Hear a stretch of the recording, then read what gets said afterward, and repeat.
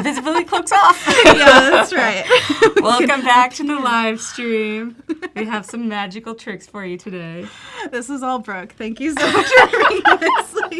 We have to have the invisibility cloak. But how does it work? It's magic. I know. Cool. Good morning, you guys.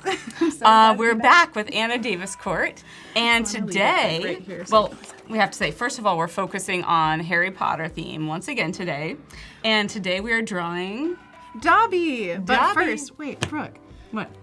She took a test, guys. I took a test. So we're all dying to know what house are you in. Do we want to have people guess what house I'm in? Oh my gosh, yes, you guys. Guess what house that Brooke is in and what Patronus she has. Yeah, so guess the house and guess the Patronus. And let's give them like a couple minutes to get the answer. So we're drawing Dobby today. We're drawing Dobby the house elf. Yesterday we did mandrakes, because of course we had to. And today Dobby is going to make an appearance, the shy little house elf. We're drawing him in the scene of he's wearing a ton of clothing because Hermione keeps leaving clothing around for him to find, and he wants to just wear all of it at once. He doesn't really understand the concept of just one layer. Yeah, and we got a sneak peek of this yesterday. He's so cute. He's a little adorable bean. Yep. And this is like my take on house elf, but you know, what are you laughing at? The house elves in general are like enslaved race, so it's kind of sad, but they're very happy to be enslaved in most ways. And then Dobby is the only one who's just like, I, want to be a free elf. I want to get paid. I want equal rights, all that stuff. So he's kind of a unique character in the universe. And he's very epic at the very end because, no spoilers, but things happen. Things happen. He's an important character. James says he bets you're a Ravenclaw. Yeah, I've seen a lot of Ravenclaws. Tell me the characteristics of Ravenclaw. Ravenclaw is like a very intelligent house. They're thoughtful. They're very book read, and they live in like the tallest tower of Hogwarts. That sounds James, awesome. of course, is a Ravenclaw, so he's kind well. of I hate to disappoint you all, but I really wish I was a Ravenclaw. I came out as a Slytherin. Slytherin. Woo-hoo. But I read that some Slytherins can be good. Oh, absolutely. It's not always bad. No. I'm not a bad person. Rap in the movie because Draco Malfoy and like Salazar Slytherin and all these like evil dudes, but literally anybody can come from like any house, be good, evil, whatever. It's just like humanity, you can't judge that's good to know. Phew. And then my Patronus was a Tonkinese cat. Tonkinese cat. I did not know what that was, and it's apparently a mix between a Burmese and a Siamese cat. Exactly, which is, if you Google it, it's really cute, and I think it's a perfect fit. I mean, in cuteness, but but she's allergic to cats, which is the only. I'm very allergic to cats. Oh man. Oh, Kerwin says I hated Harry Potter until my ex made me watch it, and Dobby was the reason I even gave the franchise a chance. Oh, that's so awesome. It's meant to be. Wait, don't read further. There's spoilers. No spoilers, guys. Okay. No spoilers. Yeah, and be nice in the chat. Ariana says there's nothing wrong with Slytherins, and that's too true. Thank you, Ariana. More like they're very like sly and ambitious, where it's like you want to get far in life. And do you feel like that's true? I mean, like black is hot. I love it. Oh my gosh! Wait, can we try something really quick? Yeah. I want to put Dobby's face over yours. Can you? Yeah. Oh, is that? No, we can't. No, I don't know that we can. No, we can. If hold it over your face, and it shows the screen. So, if I just move it. Oh my gosh. Oh my gosh, cute. I love that. Oh, we're having too much fun with this. Before we get started, I want to say, first of all, join the Daily Design Challenge. It's on Discord. The challenge today is make something that looks like it has a paper cut effect. Or paper effect. So make sure you post that to Discord on the Design Feedback channel. We're going to be reviewing those later in the session. And then also keep your eye out because we are going to do some sticker hype. So chat and win. When we let you know, you post in the chat, and one of you lucky people will win stickers from Sticker Mule. Just die cut ones. Kendall did yesterday. I know. Kendall won yesterday. I love that deal. Sticker Mule is awesome, and I want to make stickers real bad. We can make, I didn't show you guys what I did last night. I finished up the mandrakes. Yes, we have to show them. It's awesome. And I actually put them in a folder and named them. Oh my gosh. Ooh. Naming folders, what's that So about? for those of you who are joining us, yesterday we chatted about naming layers and who does and who doesn't. I see some unnamed layers there. Oh, Layer 142. plenty. I named that very specifically. Are you kidding me? It's my dear 142. This is awesome. I love these mandrakes. They're so amazing. Yeah. And I love the little bee that you put up in the corner. Well, you gotta have something alive, and then there's a little gecko on here. I feel like it just so brings cute. a Little something Easter to the eggs. plants when you have a live thing with them. Yeah. So the mandrakes from around the globe, is that because you named them like what you put on top of the mandrake? Yeah, I was thinking that this could be like a book cover or something where it's categorizing what kind of mandrakes come from different countries based around Super the cool. plants that they're coming from. Because we learned yesterday that the protea plant comes from South Africa. Not And Australia. Not Australia. Totally wrong. Whoops. We were both wrong on Or that they're one. lying in the chat. I don't know which, but I always believe the chat. And then this is a tea plant from Hawaii. So we got some Pacific Island plants. And, you could just go crazy with the concept. That would be a fun challenge. Just draw a mandrake from wherever a plant grows. Yeah, this is awesome. Yeah. And is this all hand lettering or did you use type for that? For the mandrakes part, I just went ham and did it myself. And then I put text behind this one and drew on top of it with cool. the same style of lettering. And it was just to get the kerning right, which is the space between That's the the letters. hardest thing to do. Yeah, I don't think it's intuitive for me at all because sometimes I'll be like, this is perfect. Look at it an hour later. I'm like, they're all just all over the place. Yeah. But typography is hard. Type is hard. Yep. I love when We've got a people lot do of it people who are loving the mandrakes. Yeah, they were really fun. And I mean, I could keep going on them forever. That's Yeah. the thing is you got to tell yourself to stop, especially when you're just painting in your hotel room at midnight. So just hey, chill out there. That's But, awesome. yeah, it was a really fun thing and I really couldn't stop myself. Yeah, they're awesome. Oh, but yeah. Cool. So I feel like we should Succulent ask them to give input on something. Oh, really? What? Yeah, I don't know. On something. Of Yeah, course. just totally. see. We'll just see if there's something. Maybe you already have a concept in mind for Dobby. Totally. For colors or. I think, we could put it up to a vote every piece of clothing. Be like, what color should this be? I've been doing this stylistic thing lately where I put basically what we were talking about yesterday with clipping layers or clipping masks. I put down a layer of really loose color and then clip everything to that, and it kind of bleeds through some of the layers. Yeah. So if I, didn't completely paint in this pink area, it would have a little bit of yellow showing through or gold, whatever this is. Yep. And I love that kind of look where it looks a little bit That is really natural and nice. feels like, I have the wrong color. But that kind of idea is one of the things that makes it feel a little bit more traditional, a little bit more handmade, and I love stuff like that. And I had to look up reference last night to figure out what color his skin is because I thought it was kind of greenish in my mind, which is really weird. Yeah. House elves, I don't know. It could be anything, honestly, when it's your fan art. Well, I was thinking about this last night. Dobby kind of reminds me of, totally blanking on Lord of the Rings. The little hobbits. No, the little creature that. My precious. Gollum. Which I think he was a hobbit ancestor, predecessor kind of creature. So there's some but sort he of comes a little resemblance between the two. I could totally see that where it's just a little kind of I don't know, humanoid but not fully fluffy character. Yeah. They're kind of little thin. Well, he would especially look like it in his original clothing, which is basically a tea towel that was draped around him like a toga. Yeah. And so they're pretty small creatures. Yeah, they are. Tiny little babies. And I think Gollum is not as cute. He could be if we designed him to be. Should that be our next project? Lord of the Rings characters? That would be kind of fun. Make a really cute Sauron or something. Yeah. Oh man, make it a Dumbledore style Sauron or something. Make him kind of kindly looking rather than evil. Yeah. The white That'd hand. be nice. I don't know how much you know of Lord of the Rings either, but I did a marathon session of it extended probably edition. over 10 years ago. Yeah. And I think it was one of those things by the end I was just whoa. Yeah, you're just so it's overwhelming. Yeah. There's a lot to that universe too. It's just so much. Yeah. But I love it. I could take it, more of it all day. That's why I Yeah. love the extended editions, because they have even more of the lore Totally. and stuff in there. Yeah. So Susanna actually agrees with me. She says she was wondering which one came first, The chicken or the egg? Gollum or Dobby. And then Gollum Samantha or says that Hobbit? Gollum was a hobbit until he was cursed by the ring and spent 100 years in cave. So Yeah. I love that sequence in, I think it's the third movie where it goes through his origin. Or is it the second? I can't remember. But they had like an in-between of him living in the caves where he was just like, some of the hair was lost and his face was totally gaunt.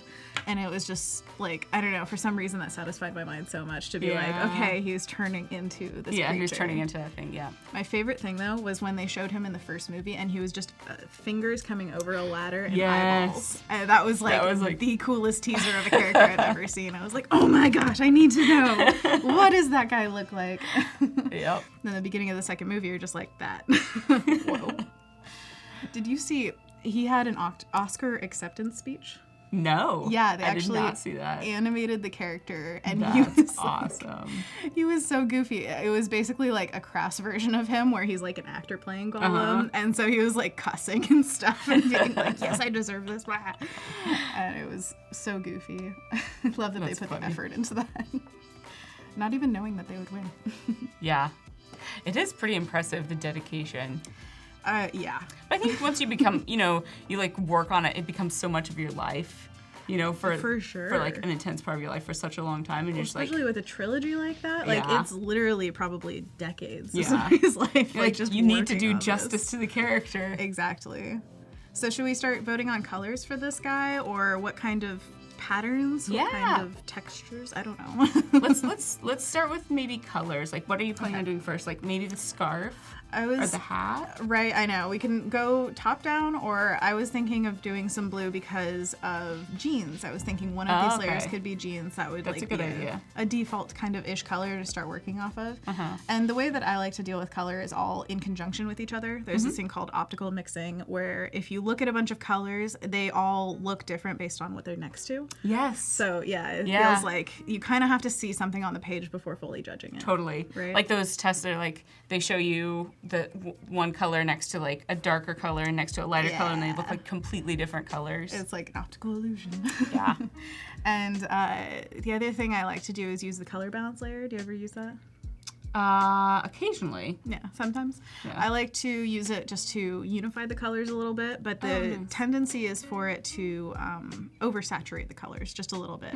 So you got to just be careful of that when messing with it. Do you guys use the color balance layer ever? Yeah. I feel I'm like kind of that's curious. pretty common. Might be a thing common to one.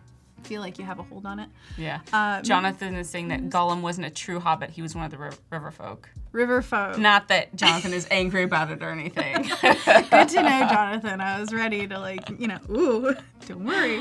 Yeah. That's No, funny. I think more Lord of the Rings factoids, the better. Yeah. So All Kendall right, says she remembers that Dobby liked collecting a lot of random things, and there were colors all over the place. So For sure. Tons of it can be a lot of different colors, but we want them to feel like they're, unified in a pretty way. Yeah, Where it's not totally. garish or anything. Yep. And I especially like throwing color around in the little line work too. So we'll do that later to add even more. Very nice. Even more colors. And then, what was it? Oh, Gaurav says, and maybe dark green with low opacity in the clothes. Oh, maybe colors in skin and light pattern in the clothes. Okay, gotcha. So yeah, like a little bit of patterning on the clothing, which That I could be think kind would of fun. Yeah, totally. Yeah. It would be a ton of fun. And then anything else on colors, guys? Do you think, let's start with like some sunsetty colors. Do you like that? Ooh, yeah. We talked about that yesterday. We were both into the sunset style And then you're colors. wearing black today. I was know. like, Well, I felt oh, I'll be like colorful. yesterday it was colorful, and so today I have to offset it with my new Slytherin background. She's leaning in hard. I absolutely love that. Because I love doing that too, where I'm like, I'm Hufflepuff, so our colors are black and yellow. And I'm like, it's like a bumblebee to me. Yeah. I love that. Yeah, of course. So I lean into So I have an idea for people who are doing the daily challenge. Ooh, what? I think that they should do, it's like an addition to the daily challenge if you're following along. Since our theme is Harry Potter, it would be cool to do like a paper cut Harry Potter theme Oh for my the daily design gosh. challenge. That would be so cool. That would be super cool. I love it. Because, yeah, you can really theme it around anything you want. Yeah. you could choose your favorite fandom even and just be like, I want to make something from this. So we have someone in the chat who's asking about raster painting. So raster equals pixels. And that, vector, the difference between vector and raster, or vector and pixels, can be actually like really confusing. But the way to think of it is that pixels or raster paintings cannot be scaled infinitely. You have a set resolution. You can always make it smaller, which is why I know a lot of people who do books or comic books, they design it like 11 by 17 at 1200 DPI or 600 DPI or something like that, just so you can have the flexibility to scale it down or scale it up a little bit.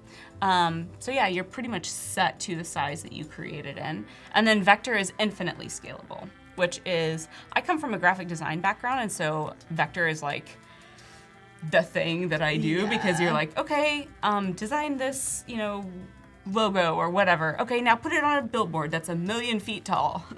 Exactly. So you have to have that flexibility to be able to scale it without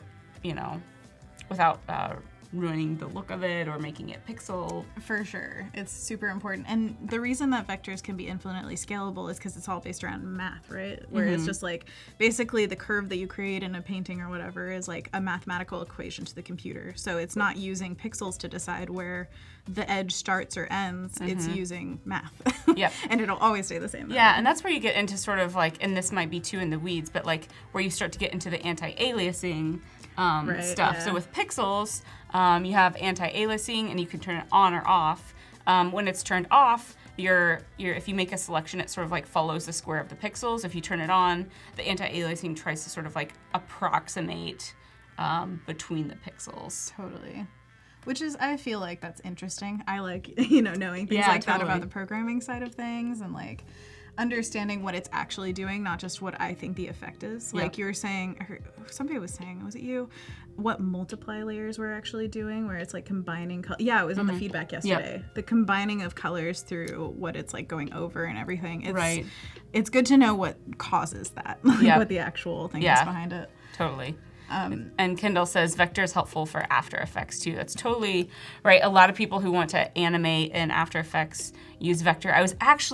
This is so cool. So I don't know if you watch Archer, the TV show. No, I haven't seen it. So I actually know one of the guys who's a storyboard artist on Archer, and I was in Atlanta last week, and I like posted something from Instagram, and like I've been chatting with him for a couple years because he helped a lot on Fresco. As we've been building Fresco, he's had a ton of awesome feedback for us, and he's like, "Hey, you're in Atlanta, come by the studio." So we stopped by the Archer studio, which was super cool. We got to see them doing their storyboards, their background art, and they do all of their animation in After Effects. No way. Which is kind of cool. That makes sense, yeah. Because the characters are like 2D. Yeah, they were saying it would take like a week to do 30 seconds of animation. Of course. Yeah. That's nuts. Are you kidding? That's fast. I feel like animation is just one of those hardcore professions where it's like you could spend your entire life animating just like one thing. Yeah. Which it makes it all the more impressive. I love also the camaraderie that happens with that because animation studios, they spend so much of their time working on one thing. It's like this dedicated force, and they know it through and through. Yeah. And my husband is a character designer for animation, so I've gotten to visit a few studios and just be like, oh my gosh, you guys. Do you understand how much like work goes into this show? Yeah. Well, it's kind of like what we were talking about with Gollum before. Like you become so like you've worked on Gollum. It all comes back. Very appropriate. Yes, they become Gollum at their desk. Yeah, my precious. Back to the vector raster vector pixel thing. Fresco, which is the app that I am the designer on, and you can get access to it. There's pre-release access if you go to adobe.com/products/Fresco. You can sign up to get early access to it, and it's an app for the iPad right now that combines vector and raster into one, and it's actually really cool to see. You can very clearly see the difference. If you make a selection on a pixel layer and then switch to a vector layer, the marching ants go from like perfectly straight to like pixelated. Really? Yeah. I haven't tried that yet. So that's a very good way to sort of like visualize in the moment the difference. You know what I thought when it was like raster and vector in one program? I thought I can finally design pins like really easily. Yeah. Because for pins, you have to submit a vector file. And I always had to do like Photoshop to Illustrator, messy kind of thing. Actually gave her a pin today. So that was like my one pin thing that I did. And that kind of, I don't know, that program that you just have all the ability to do, make what you want in one program. I just love that. Yeah, it is really nice. And you start to get really cool things when you start combining, freehand pixel and freehand vector drawings. For sure. One of my favorite tricks, and I don't know if anyone out here has it, so we might just be like dangling a carrot in front of you. Sign up for the pre-release. But one of my favorite things to do is like make a drawing on a vector layer and then convert it to a pixel layer and then use watercolor over it, and you get this sort of like inky feel to it. It's super awesome. For sure. And for people who don't know, this is also Project Gemini is now Adobe Fresco. So when we're talking about that, it's the same thing. Because it's been called Gemini for a few months now. And I always... A long time. Yeah. I've been working on it for like a year and a half. I mean, since the very, very beginning. So it's been like a year and a half, 2 years. I'm OG. I love that. Well, thank you so much for making an awesome program, because seriously, I'm loving it. It'll be coming out later this year. So we have a question for you. What is it like to be married to another artist? Fantastic. We can always ask each other for That's just like, awesome. hey, I need feedback on this. And we met in art school, so it just makes sense that like we just work together as well as live together, and it just I wouldn't have it any other way, honestly. Oh, that's just so you sweet. understand That's what the other awesome. person's going through. And you never know. He's going animation route, I'm going like illustration route. So someday we could cross over and we're gonna know all the right people because we're friends with all so of them, cool. That's so awesome. Yes. And I saw a post yesterday where it was like, make friends, not contacts. I think it was on Shauna Parmesan's page, which she might be in the chat. But that kind of idea is like my favorite, to just make a bunch of friends in the industry, because everybody, like I got along so well with James because, oh, hey, Shauna, because we had so much in common. We could talk about art stuff all day long and just get it. And that kind of stuff, really brings people together. Yeah, So totally. I love that. Every That's time I so come to nice. Adobe, I'm just like, I could get along with literally anyone, because we're all like in the same sphere and can talk about it all day. Oh, these colors are great. I'm really liking it. You like them? Yep. Okay. Yeah, I wanted to see what you guys think too. I love some of the gold coming through, but a lot of it's probably going to get covered up. I like it as like a accent color a lot of times, but now I'm liking it as the top hat color. But we'll see. I'll keep adding colors and just see. The thing is, like, you can keep editing, like I was saying yesterday, like having something on the page makes it so you can constantly edit and go backwards if you need to. Eliminating color is totally fine.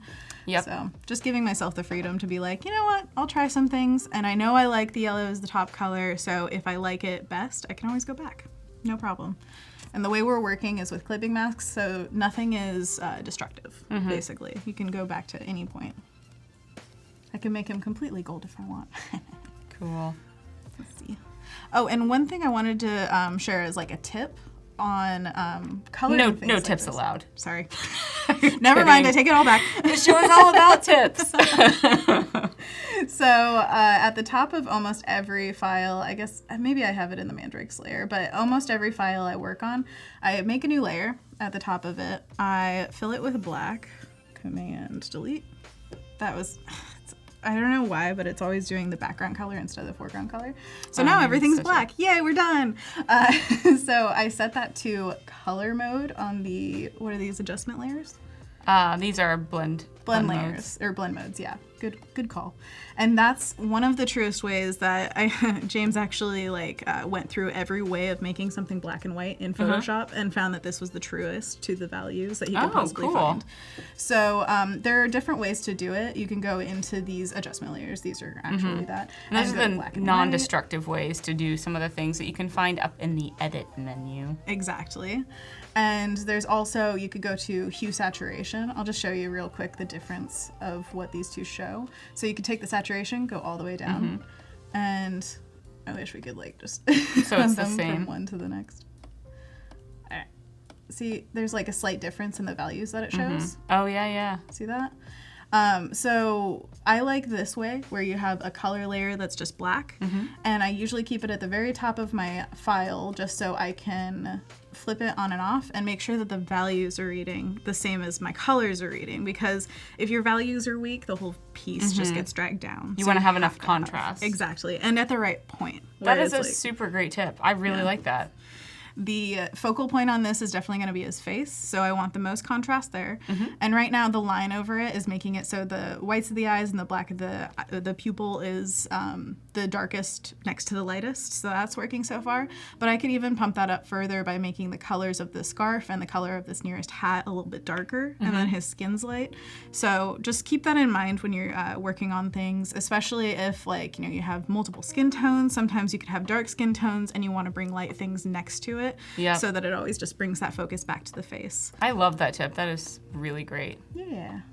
And I see, if you weren't with us yesterday, we talked a lot about clipping masks and lock transparency, and I think a lot of people learned some stuff about lock transparency. That's one that's like, there's no, you know, Photoshop is so huge, and we talked about that like, oh, completely. There are so many different ways that you can do things, and it's always really cool to learn new ways of doing things. Absolutely, and there's no wrong way. I was talking about this last night actually with a friend. I was like, everybody's art belongs somewhere, and I'm a firm believer in that. Like, there's no, if you want to do something a certain way, I want you to fully embrace it and like trust your intuition. It's not always about following tutorials or things. Those are only to help you find your workflow. Right. But if you want to deviate, you try it. Like, experimentation is like the lifeblood of making artwork. Yep. So you got to keep up on just changing it up every once in a while. And I just colored the line work. I'm probably going to get rid of most of it still, because my style right now is going for less outside lines. So I'm not doing like the, you know, curve of the ear out here. But I can have those interior lines real easily. So the reason I've chosen to do that lately is because I love these brush strokes that you get, where it's like a little bit of like texture on the edge of things, and I didn't want to lose that by putting a line over it.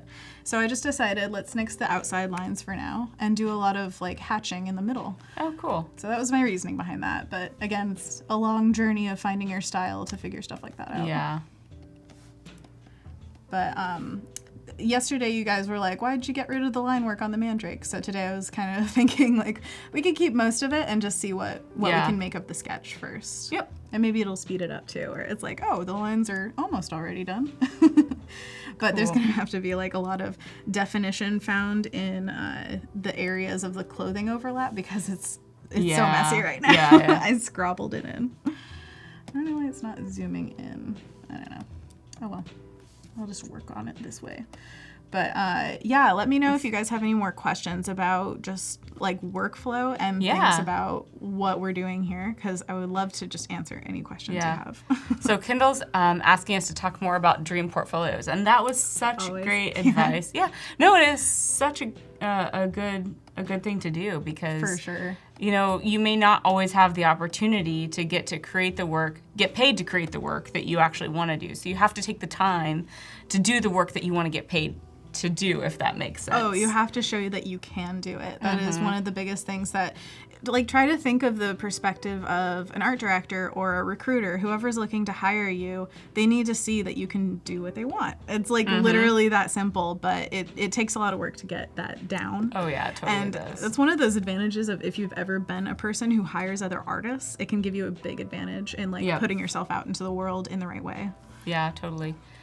We have a 1-minute countdown to chat and win. Ooh, chat and win. So get your fingertips ready to chat. Because we're going to get stickers today, right? 100 die-cut stickers from Sticker Mule of your choice. And then, everybody get excited except for Kendall. Kendall won yesterday. Yeah, you already got yours. But I'm super excited about this. I seriously am going to go home and make stickers now, because I'm just like inspired by the idea of having 100 free stickers. One last portfolio tip.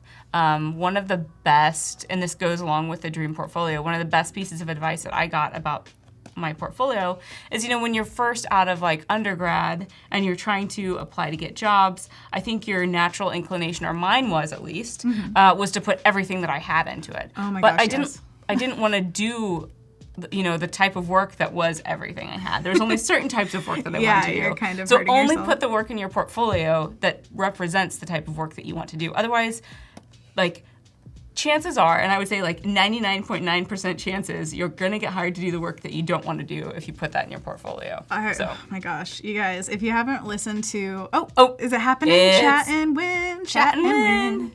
Do. Hype, hype, Chat hype. and win. So what should they put in the chat today? We want to know what your favorite Harry Potter character is.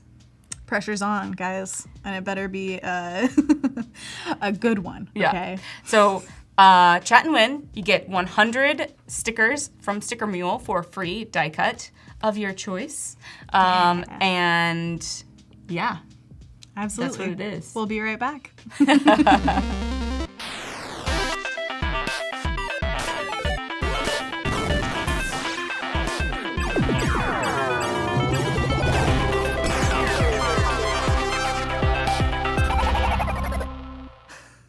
Hey, we're back. Chat and win. I see a lot of Dobby, Ron, Hermione, Harry Potter, the I red-haired love kid, it. Neville.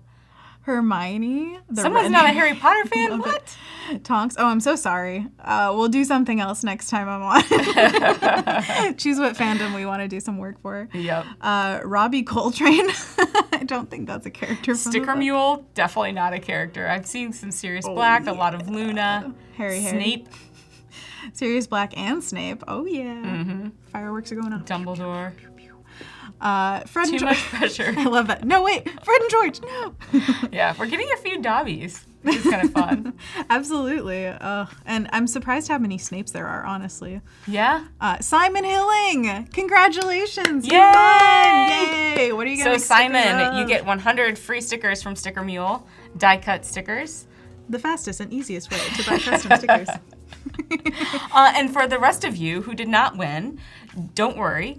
You can still go to stickermule.com/AdobeLive19 and you can get 10 stickers for $1, which is a great deal. Nice. Definitely doing that it's afterwards. amazing. Yeah. Are you kidding me? I'm So just so technically happy you about all win. stickers. Oh, somebody said Robbie is Hagrid, which that's so close to Rubius Hagrid. I just have to call that out. But I'm so glad that you said his name because I think he is Hagrid. Like, that actor is. Have you ever seen Hagrid from the movies? No. Oh my gosh. He looks exactly like he looks in my mind in the books. Oh, really? Yeah. That's awesome. There are certain ones that are just spot on. Yeah, I feel like that's really, that's always really hard to go from book to movie. Oh, very. I remember one in particular, I don't know if you ever read and watched the Girl with the Dragon Tattoo series. Yes, I have. Like, the movies were such a disappointment. Like, Oh, I even really? watched the, what was it, Swedish? Yeah. Swedish. I even watched the Swedish version, like with totally blanking captions on. Oh, and yeah, it was still subtitles. like not quite as good. Aw, it's sad when you like really And like love the character, series. yeah, or and like you're or like when the characters look totally different than what you had in your completely. mind. It throws it off. You're like, you're not that Yeah. character. It's weird. But there are a few in Harry Potter where I feel like the absolute perfect person was chosen for it. One of those is Maggie Smith as McGonagall. Guys, back me up, because like Dame Maggie Smith is completely McGonagall. Like, I accept no one else. But I think that casting directors are like a rare talent. When you can find the right person for the job, it's wonderful. Yeah, totally. It can totally make or break a movie. Anna on the left and Brooke on the right. Hey, yeah. Anna, Brooke. Yay. A-B. We just need a C. I know. Yeah, we do. We have A, B, and D. We do just need a C. Dobby. I know. I love that Dobby's now part of the stream. He's just like, hello. Oh, man. He actually freaked me out when I first saw him in the movie because I was pretty young when I saw it, and he beats himself up a lot because they're trained if they say something bad about their master, they hurt themselves. Doesn't he like hit himself? Tons. Okay. Yeah. He takes like a lamp and starts bashing his head and stuff. And I'm like, oh my God, poor creature. You know, it's like seeing a dog get hurt or something. But luckily it's just CGI. I have to remind myself. Movie magic. But yeah, he's real cute later on too, where he just gets like past that point and he's like, no, I don't hurt anyone. I will not will not hurt anyone or myself. And the coolest part is they have awesome powers. Like, house elves are one of the most magical creatures. They can snap their fingers and make stuff happen. So that's cool. They're super powerful. They just, for some reason, aren't like in the best standing in the world. Yeah. You know?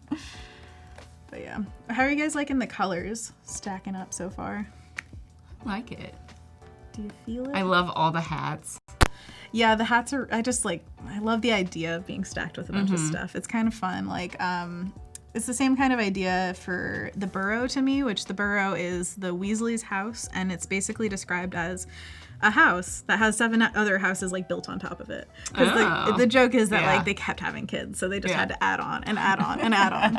So there are these great fan art pieces of just this tilting house with tons of stuff like piled up on it, and that's kind of how I feel about him, where it's just like stack, stack, stack. You know? And it's so fun to draw that kind of stuff. Make it all kind of work together, but it just looks like a giant mess, but a cohesive mess. So I've got to ask, when you draw, do you draw from reference? Like, do you put, what's your process for like doing the sketching side of stuff? The sketching side, I usually start with an idea, and this is something I've come to lately because earlier in my career, I just wanted to draw, and now I feel like going through the residency and everything, I have learned to draw stories instead of just drawing anything. Yeah. And like this is kind of an example, but like I usually go more hardcore into like a narrative within an illustration. But like this isn't just Dobby standing there and being like, huh. He's like kind of meekly looking and like a little bit of sweat on his brow because he's wearing so many clothes, and there's a story behind it. Like, why is he wearing so many clothes? You can explain why. And so that kind of thing is my first step, where I think, what's the story behind this piece? And then I start drawing until I hit a rut. Usually, like I plan the rut, where it's like, okay, you plan the rut. Kind of, yeah. You kind of have to expect it and think, okay, there's going to be a point at which I don't like what I'm drawing, and that's fine. And every once in a while, there will be a rare drawing where you just flow and it never hits that. But I don't think that's the norm. Okay. Like, I think everybody hits a point where they're just like, nope, something is off. And that's exactly when I go to reference, where I'm just like, stylistically, it can get stronger if you look at other artists.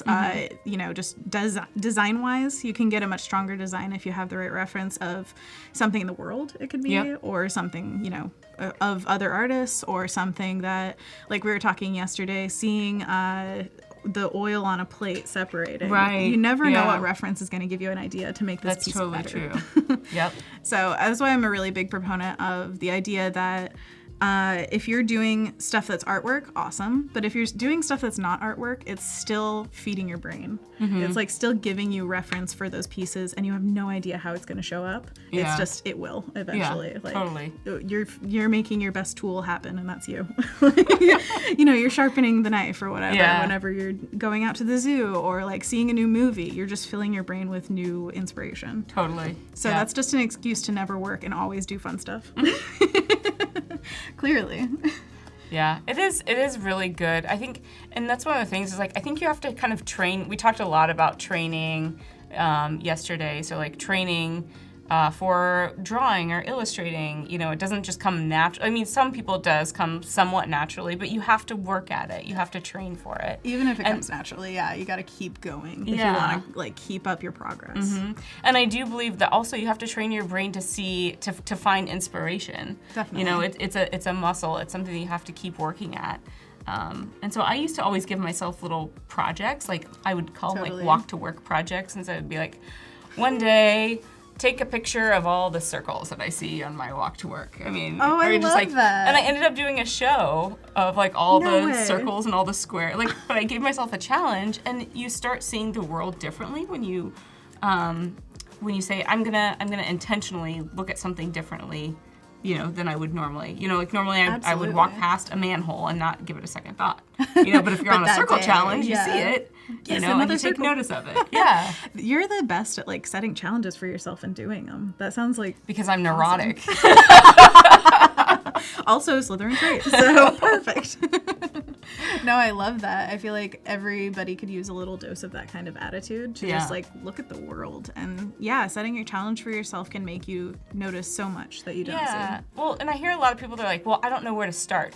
okay, like make a dumb, like seriously, like taking pictures of circles on, like there is nothing more dumb than that. But like if it gives you a goal, it gives you a reason, it gives you something to do. No, but just like something simple, like. Oh yeah. You know, if you're looking to draw, you know, I forget who it was. She's actually, I think, in Portland. She gave herself the challenge of drawing one thing that she bought every day. Oh really? She'd buy. I'm totally blanking on her name. But now she has like this book of like one thing that she bought every single day of the year. And it's super cool. Like it's an interesting little sort of like diary of your life. Yeah, and honestly, like those things are personally kind of, I don't know, valuable too, because if there's anything that's like a diary style thing, it can give you those memories of like, oh, that was my time in life when I did X, Y, Z. And I found that for the residency, I started making a YouTube channel of just like what was going on and a lot of advice for applying to the residency. And it acted as a diary for me. Yeah. And now I feel like I would have forgotten 99% of what happened that year because there was so much. Oh, yeah, for sure. But now I feel like I have something to hold on to. And yes, it's more work, but it's worth it to just keep track of what your life is. Yeah. Especially at super like crux points of your life, which if you're unhappy with where you are, that's also a crux. Like it is an important part of your life that you will look back on someday and see like, this is where I went, you know, I went through this. It made me this. I'm going to start adding patterns, by the way, to these clothes. Kerwin said that the circles are offended. The circles are offended. I love it. Oh, and also I saw Spew in the chat, which is, I was going to tell you. Oh, what's your YouTube channel, Anna? It is Anna Daviscourt. I am basically my name on every single website. Anna is your name. It is. But the reason I married James is his last name is the most unique name in like America, basically. We are the only Daviscourts. Like if you Google Daviscourt, like there's no one else. Yeah.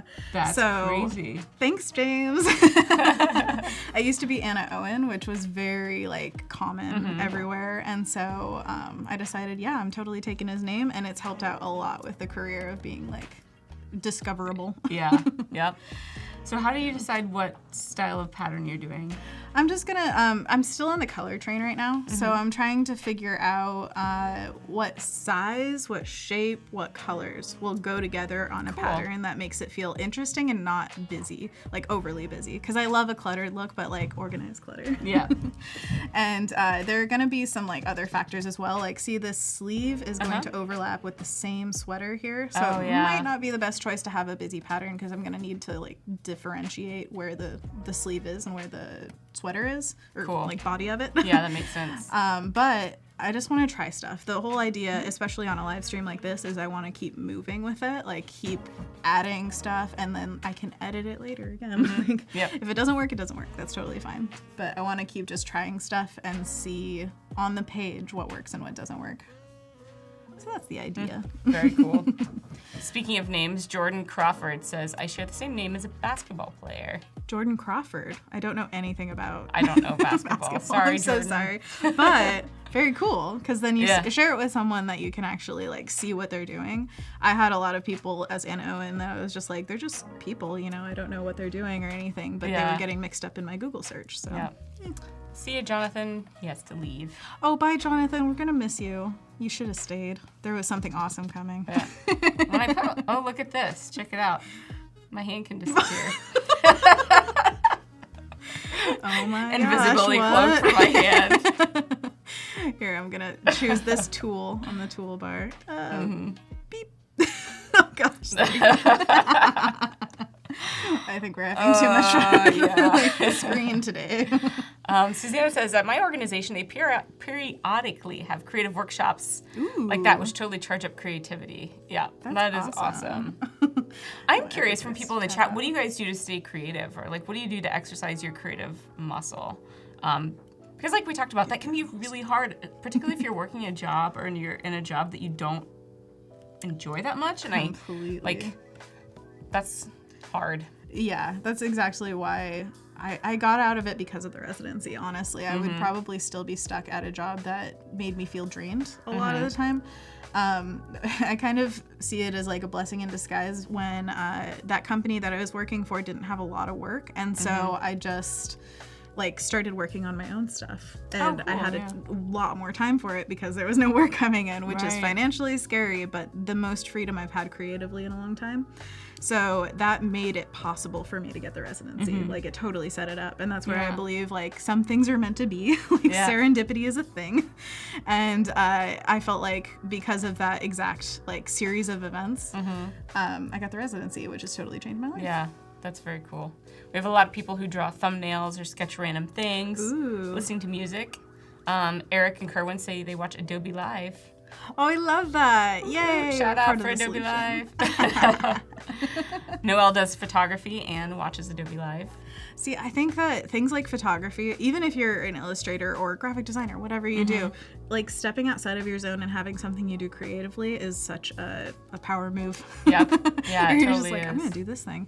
Well, we talked yesterday, like you're Yeah. doing some sculpting stuff. Totally. And it helps you to sort of like understand the relationship between like, you know, the 3D object and the 2D object, but then it also Yeah. sort of like takes you out of that zone of like doing everything digitally. It's really nice to be able to do something with your hands. I feel like when you work on a computer So all different. day long. Yeah, to have something tactile and to feel like there's no pressure that I have to sell this or like make it into something that is work.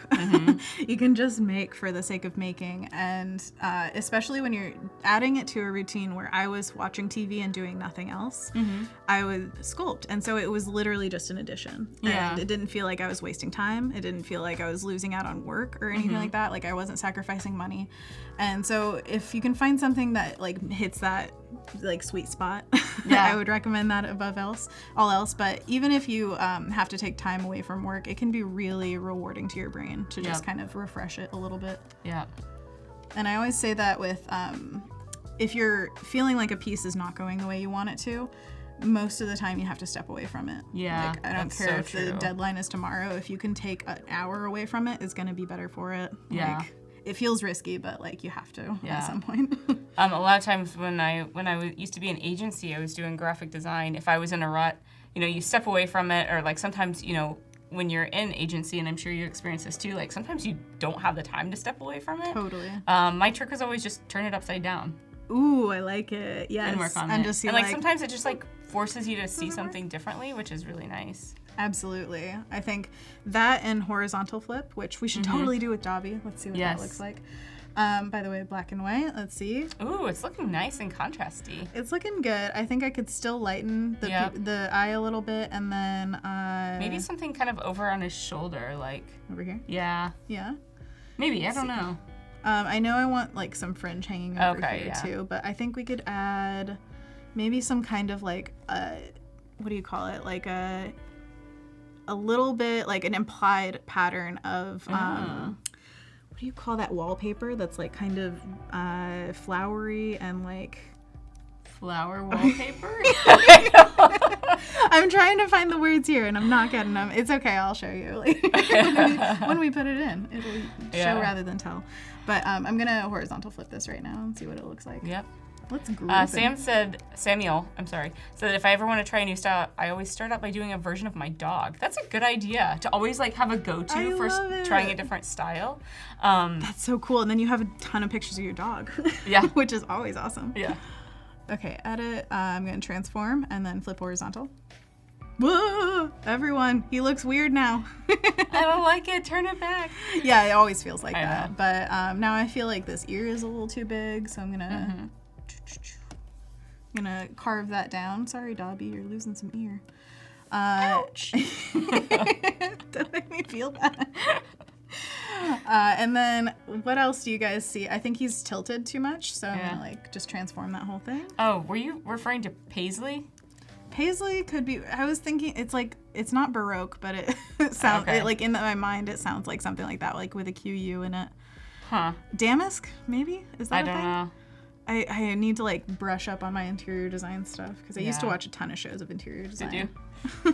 Kerwin says, one of my professors always suggested to look at what you're working on as far away as possible and then write down what you think should change based on your new perspective. That's a great idea. Lee White always said make it read at the size of a stamp, Mm-hmm. and then it'll read the size of a billboard. Like it always just works. Yeah, Same with the black and white, of course. This is a great way to show whether it has enough contrast or not. totally. Damask. Damask. Oh, brocade. That's what it is. Yeah, that's what I was thinking Marissa of. is on it. Yo, Marissa, you got it. And then Kendall says plaid. No, plaid is a really great idea for him because I feel like they're in Britain. You know, you get some plaid coming over from Scotland.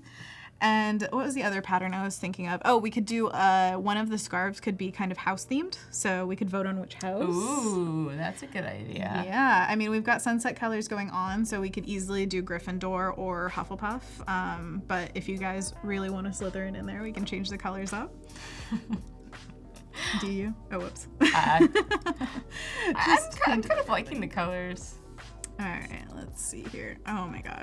Ahmed said the colors look amazing. Maybe because I love the colors, but your color palette is so inspiring. Oh, thank you. It's very sweet.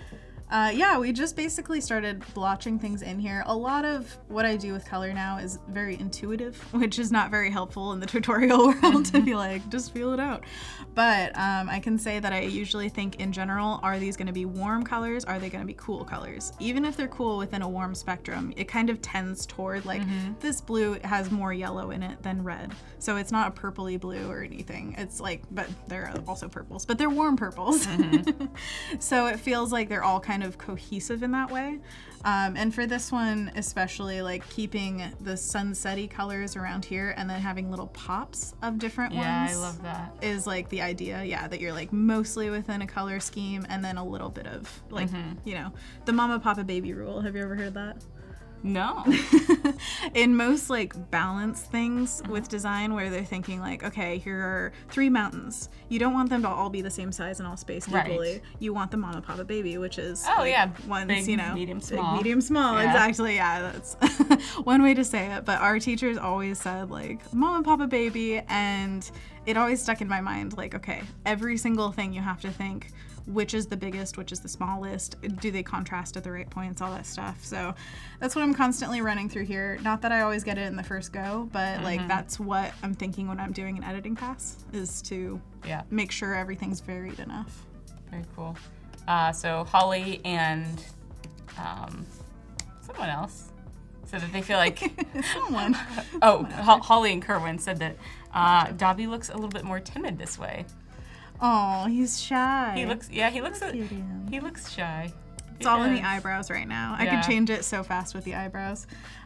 He's also sweating a little bit, so I'm gonna add those little sweat drops. My idea was, you know, it's like piled on with so much clothing that he's like, ooh, can't handle it. But yeah, there's, you know, you always want to add as much personality and story to these kind of pieces as you can, because it can easily be like, oh, I'm just doing the character, draw character, done. You know, so you want to kind of push it to that next level. I do want to make sure though that everyone to hype the daily design challenge today, which is to create an illustration that has a paper cut effect. And my additional challenge to everyone was to create a Harry Potter style paper cut design. Make sure you post it to Discord. There's a design feedback channel there that you can post it to, and we're going to be reviewing them in 36 minutes and 47 seconds. Wow, very exact. I know. I would love to see something inspired by some of the Harry Potter covers that are out there. There's some really cool ones that probably have kind of cut paper effects and very like minimalistic designs that would look really cool with the papery element to it. Yep. I also imagine there are a lot of like paper magical things within the universe. Like the Marauders map would be a great one. The name in the Goblet of Fire was on paper. Like there could be fun kind of, that could be super fun elements of, oh, this paper cutout. Oh yeah. Sam says, I love the tiny little smiley mouth. It is cute. It's neat. I always love putting that on characters with like, especially when you're in children's books, you learn to make stuff real cute. And it's always wide set giant eyes and the tiniest little smile. Yeah. Although lately I've been doing dot eyes, you know, kind of like the mandrakes have like, I guess, dash eyes to them. But yeah, I like dabbling with those different styles. They do still have very wide set. You made a wide set, so that's your trick. If you want to make something look cute, wide set. Or younger, or large. That's like the trick. And if you want to make somebody look bulky, just size their head way down. That's the Hagrid thing. If you want him to look like a giant, his head is that big.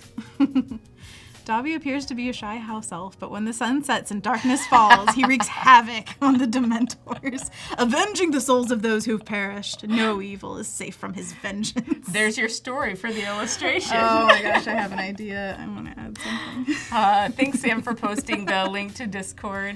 And thank you, Kerwin, for that poetry. I want flames dancing in his eyes. And there's just like that. Now he looks evil. No. He was so cute. Watch it all burn. No, the trick also, if you ever want to make somebody look nervous or demonic, you obviously got to have the whites of the eyes. Yeah. But nervous is these like tiny little dots where you're like, yeah. I'm stressed. Yeah, totally. It's all about how the pupil hits the outside of the eye. And then if you want it to be a demonic, you just turn them like real red. Oh my gosh. These are awesome tips. These are really great. Those are from my coworkers at my old studio. You know who you are. We would always paint these characters and then give them something. I mean, I'm a little like, yeah. Then you send it to the client and they have to turn on the layer to find out what like you added. Your Easter egg. I mean, if you're not having fun, what are you doing? Yeah, that's totally true. I'm going to go back to the Tilterific brush, which I can't say good enough things about. I know that is one of Kyle's favorite as well.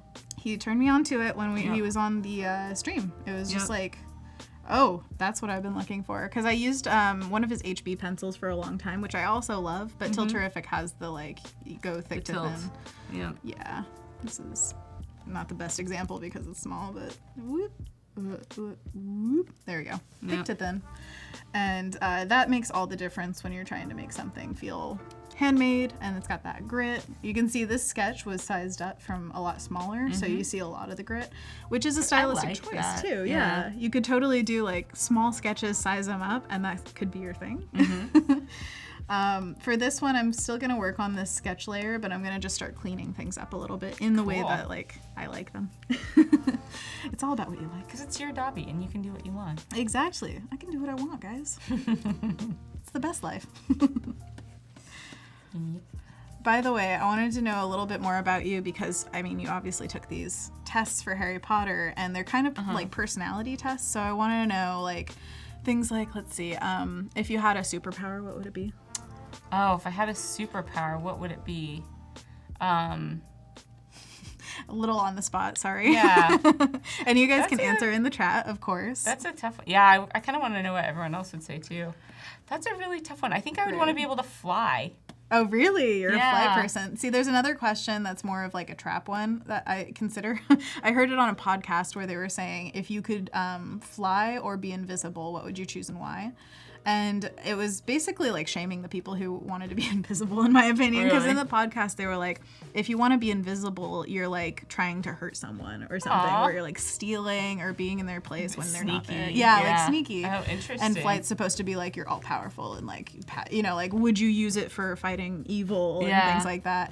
And so I don't like it in that context, but I think it's an interesting question in the way of just what of like maybe the normal set of powers where like invisibility, flight, super strength, things like that, invulnerability, like what of those main tropes would you want? And I think flight is always an awesome one. Like, I just who think doesn't it would want be to fly? Yeah, it would be so cool.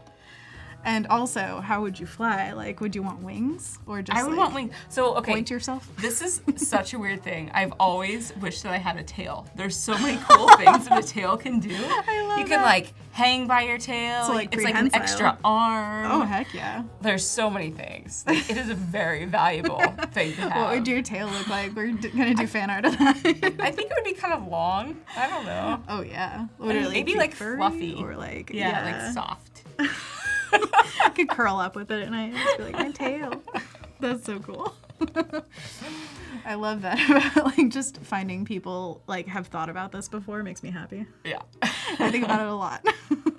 What would I do if I could? Ooh, Gina says that my superpower would be able to communicate in every language. That's actually a really good one. I love that. I felt like such a genius in middle school when we were thinking of inventions that would change the world, which is like no pressure, kid. But I came up with the earpiece that translates any language when you wear it, and like I've seen it a million times from now, and I'm like, did I like kind of take that in and then put it back out into the world without knowing it. Yeah. But I still feel like, why doesn't that exist? I want it now. Like, that seems like something that should exist in technology. Totally. Yeah. I was recently in France and like Google Translate kind of works, but it's not that great. Like the one where you like hold it up, like it's like real world translate. You hold it up. It like doesn't really work that well. Yeah, we tried that with some of my family members that came over from Czechoslovakia for a family reunion, and we were like, these are strangers to us, but we want to get to know them. So like Google Translate, yay. And you can only have like a rudimentary kind of conversation. Totally. But it's better than nothing. It is better than nothing. Like I think I was trying to read the back of the label on the box or something, and it was just like not happening. Aww. Have you ever seen like there's Japanese translations that are to English on their vending machines? And it's like hilarious like there are really weird items in some of the vending machines. I just saw a video by Sophia Nygaard on YouTube where she went and tried these wasp larvae in a can. Cool. Like you eat them? You eat them, and they're supposed to be like revitalizing, give you energy, stuff like that. Sorry, Zorro just said fart Skittles, and I just caught that. And I was like, what? Okay. That's an interesting superpower. Why not? But that kind of stuff, like how do you translate wasp larva? It might be like something, really weird, like stingy thing worms or whatever. Yeah, totally. But I love seeing those translations because, we're all human. We're all talking about the same stuff. Most of us have the internet. We're kind of like on the same wavelength and would be able to communicate seamlessly without language barriers. Right. But those language barriers come up with such funny translation things that become their own jokes. Yeah. It's like, it adds to the combo. So sometimes I wish we had perfect translation. Sometimes I just celebrate that we don't. Keita said, my superpower would be to take back emails sent by mistake. That is a really good one. That is too good. That makes me angry. Like, thinking about that one email, being like, I know.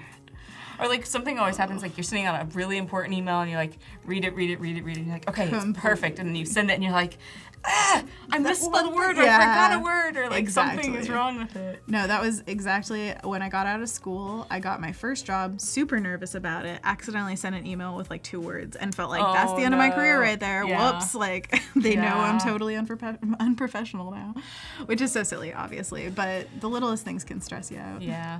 You never know. So we have 27 minutes left until our design challenge for paper cut. Post it to design feedback on Discord. Yeah, can't wait to see those once again. Yesterday was really fun, so I'm looking forward to today. Yeah, I know. Very much so.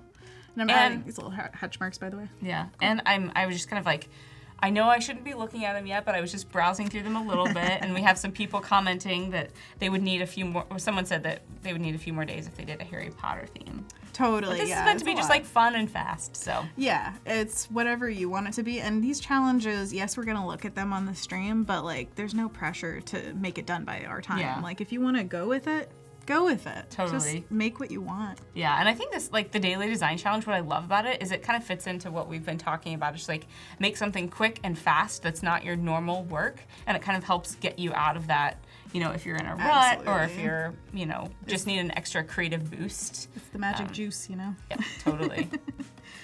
If anybody's asking for like, oh, what's the one thing I need to know as an artist? It's just that. Like, keep pushing your boundaries, experiment. Actually, I just listened last night to a new podcast. It was a new one from 3-Point Perspective, which I just talked about yesterday, I think.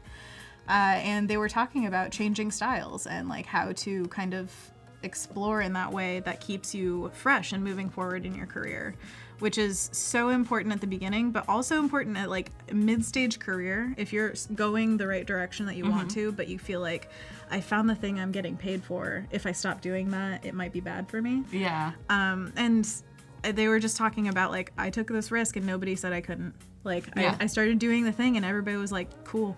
Yeah. Like keep going, There's nobody telling you have to do one thing. Totally. And they brought up the example of Alphonse Mucha. Have you ever? You probably know his work. It's the like Art Nouveau, beautiful women with their hair flowing, super curly. And he wanted to become a painter like John Singer Sargent, like super oil painty, like not line-based at all, which is very not that style, and things like that. Like, he wanted to just change style, and everybody told him no. Basically, all of his fandom said, you have to work in this style. We need this from you. Wow. So he was kind of forced into a rut, and that's something that, like, I'm sure he regretted going with. Yeah. Like, it's hard to stay the same. Yeah, I've heard that from a lot of artists, actually. It's like they started out doing one style, and now people only want that specific style from them, which, For sure. you know, can be tough. Oh, for sure. But, like, that's the thing. Like, you take several risks in your career, and this is all what the podcast was saying. Like, when you start out, nobody's telling you you have to do this for money. Like, Right. you have to do X, Y, Z. You find your way. You find, like, where you fit into the world. And that shouldn't stop just because you start getting paid. Like, you've already taken a risk once. Like, keep going. Yeah. If it's really important to you, you'll make that difference. And more often than not, you'll be rewarded for that. You know, like it'll pay off for you. I mean, there are so many examples of how it pays off for people. Like, I don't know if there are many examples like Muka, and I don't think that same thing would happen this day and age, because with the internet, there are so many, like, people keep on saying, this is the best time for visual artists. Like, it's never been as easy to get hired, like, from obscurity even. Like, you can get found online for so many different things. And I know that sounds like, oh, easily done, but no, it's not easily done. It's just more common than it has ever been. Totally. So I think that that kind of thing is like a shining beacon for artists to think about, like, hey, it's never been better. Yay. Yeah. So Sam is asking what podcast you were referring to. It's called 3 Point Perspective. You can find it probably anywhere the podcasts are. They Probably also on Spotify, maybe? I think so. They are also on svslearn.com. The podcasts are on a tab. It's free to access, so, like, you don't have to pay for anything podcasty. But the guys who are running it are the ones who made svslearn.com, and that's a Society for Visual Storytelling. And they are fantastic teachers of illustration. Like, if you decide to do a trial or anything for their website, you will find gold in there. Oh, that's awesome. And I've actually taught on that site, and I'm going to teach again. So, fancy. You know, I'm biased a little bit, but I honestly do believe that, like, that is something that was needed in the world, and they really filled it out. Like, they put their heart and soul into those classes. That's super cool. So the 3 Point Perspective podcast is on Spotify. Excellent. If you have Spotify. Highly recommend. It's goofy. It's very informative. There's just a lot. And my mentor for the residency, Lee White, is one of the founders of that school and is always on the podcast. So you're getting direct access to this, like, guy who helped me so much in my career and life and everything. He's awesome. So yeah, this is kind of coming How's Dobby along. coming?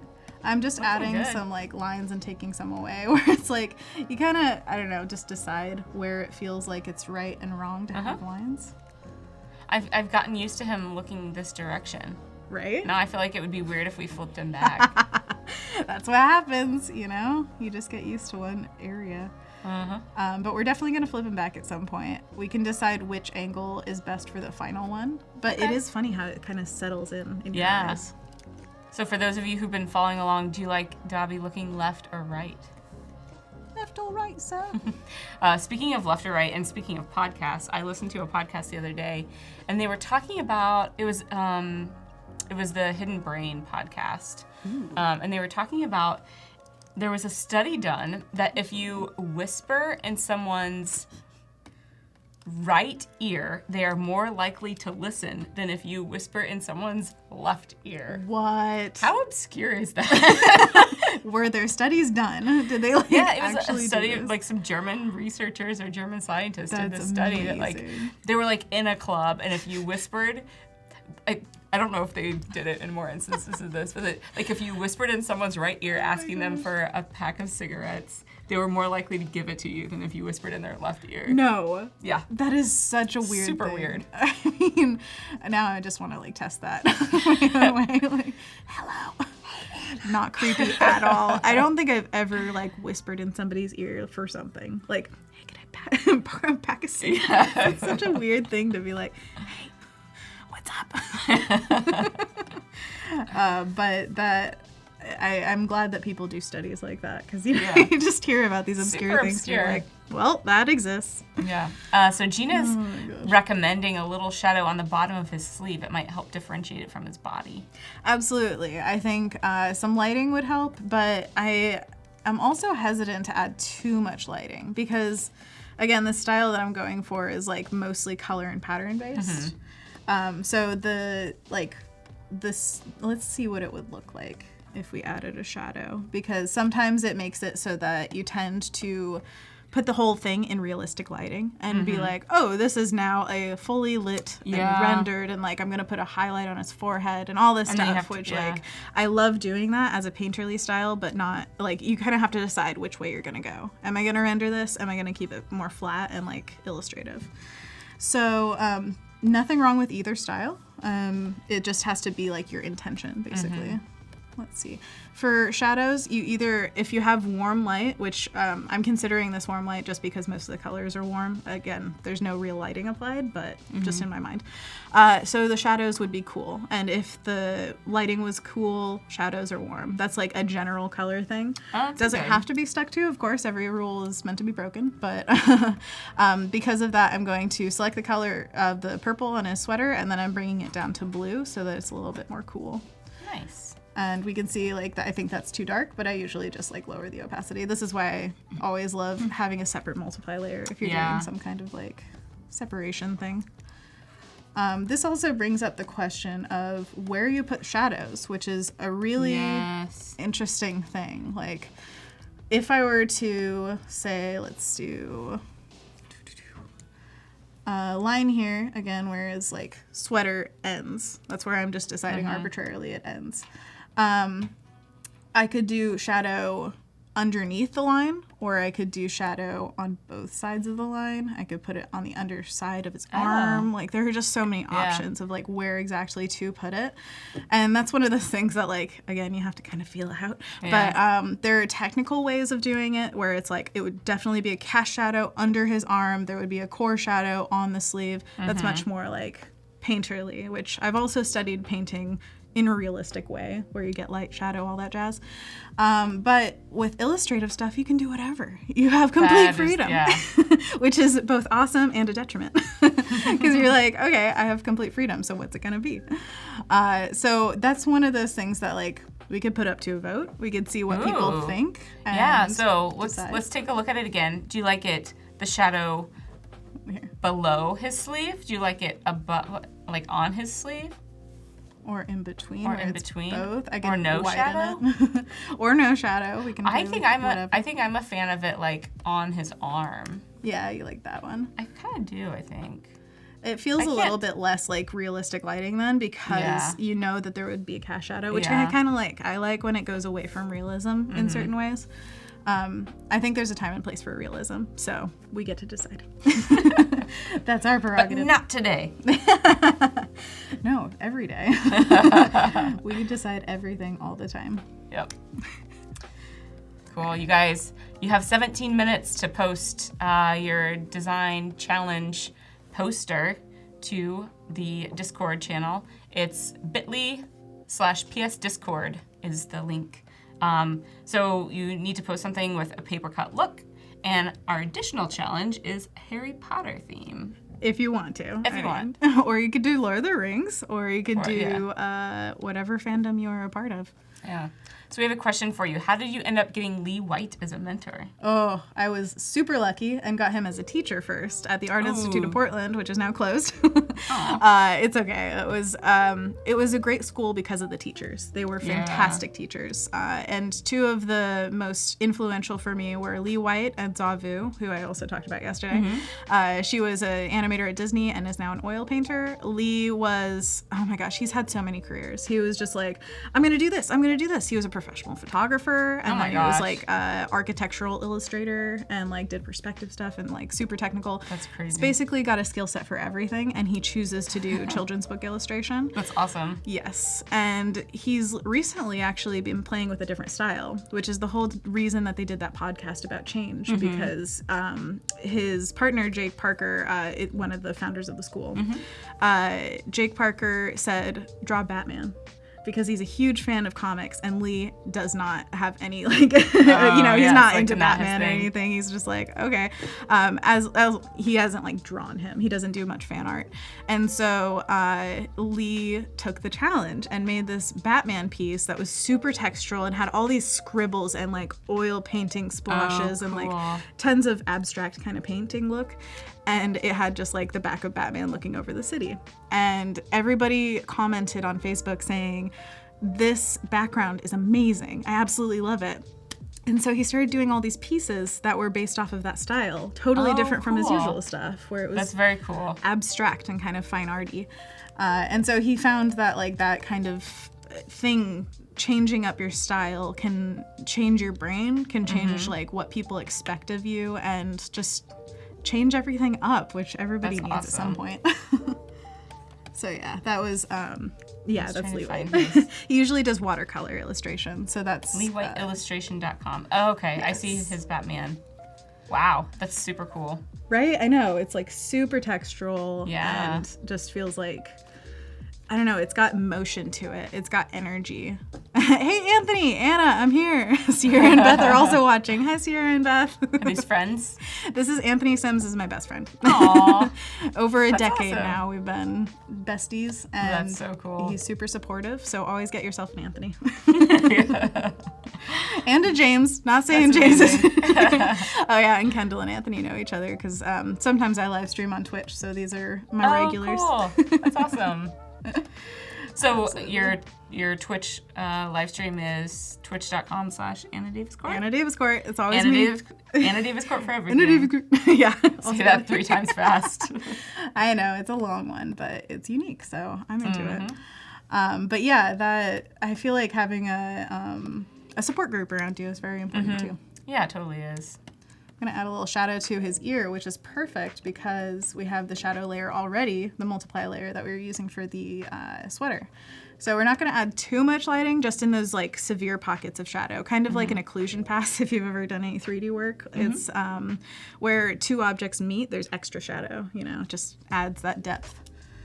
So makes sense. Yeah, it's like slightly different from just a cast shadow or just a core shadow.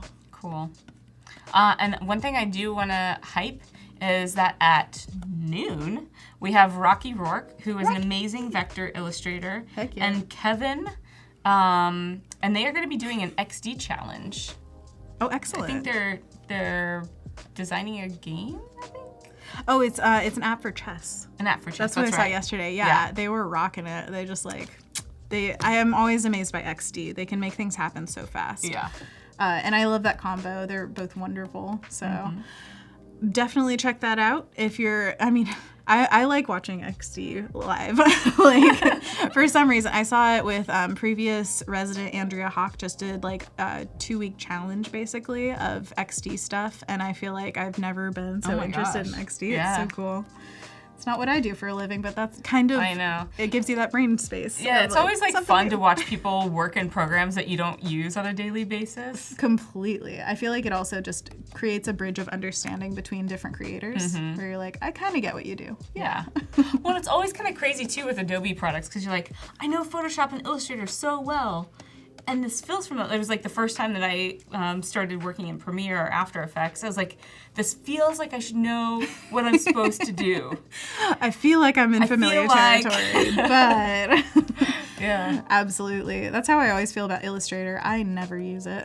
Oh, really? Yeah, there are some illustrators that are like hardcore vector, like Rocky. He does vector only. Yeah. And I have never really gotten into it. I took like 1 class in college with it. Really? And yeah, I just never, I always love raster. Like, it's just my jam. Yeah. And I never expected Photoshop to be something for artists when I first started out. I was like, that's for photos, right?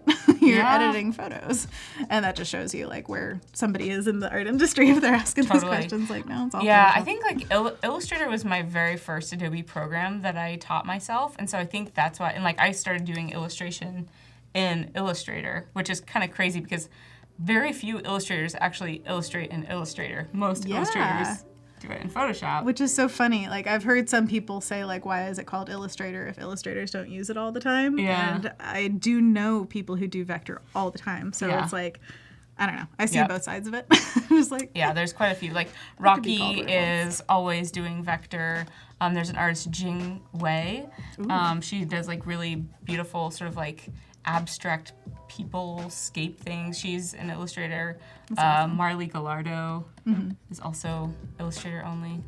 They're fantastic artists who work in it, and it doesn't change the quality of the art at all, obviously. It's just whether it's vector or not. And I always felt in school that, like, oh man, wouldn't vector be better? Because it's infinitely scalable. Like, it's kind of like if you think, oh, this is going to go to print, why don't I just work in CMYK always? Yep. And if you guys don't know, CMYK and RGB, obviously they're very different color modes. RGB is for digital artwork, and then CMYK is if you're printing it. And CMYK vastly limits the amount of colors you can have. So it's just like working with a limp kind of thing if you're working in CMYK all the time. But if you're going to be printing it, you have to.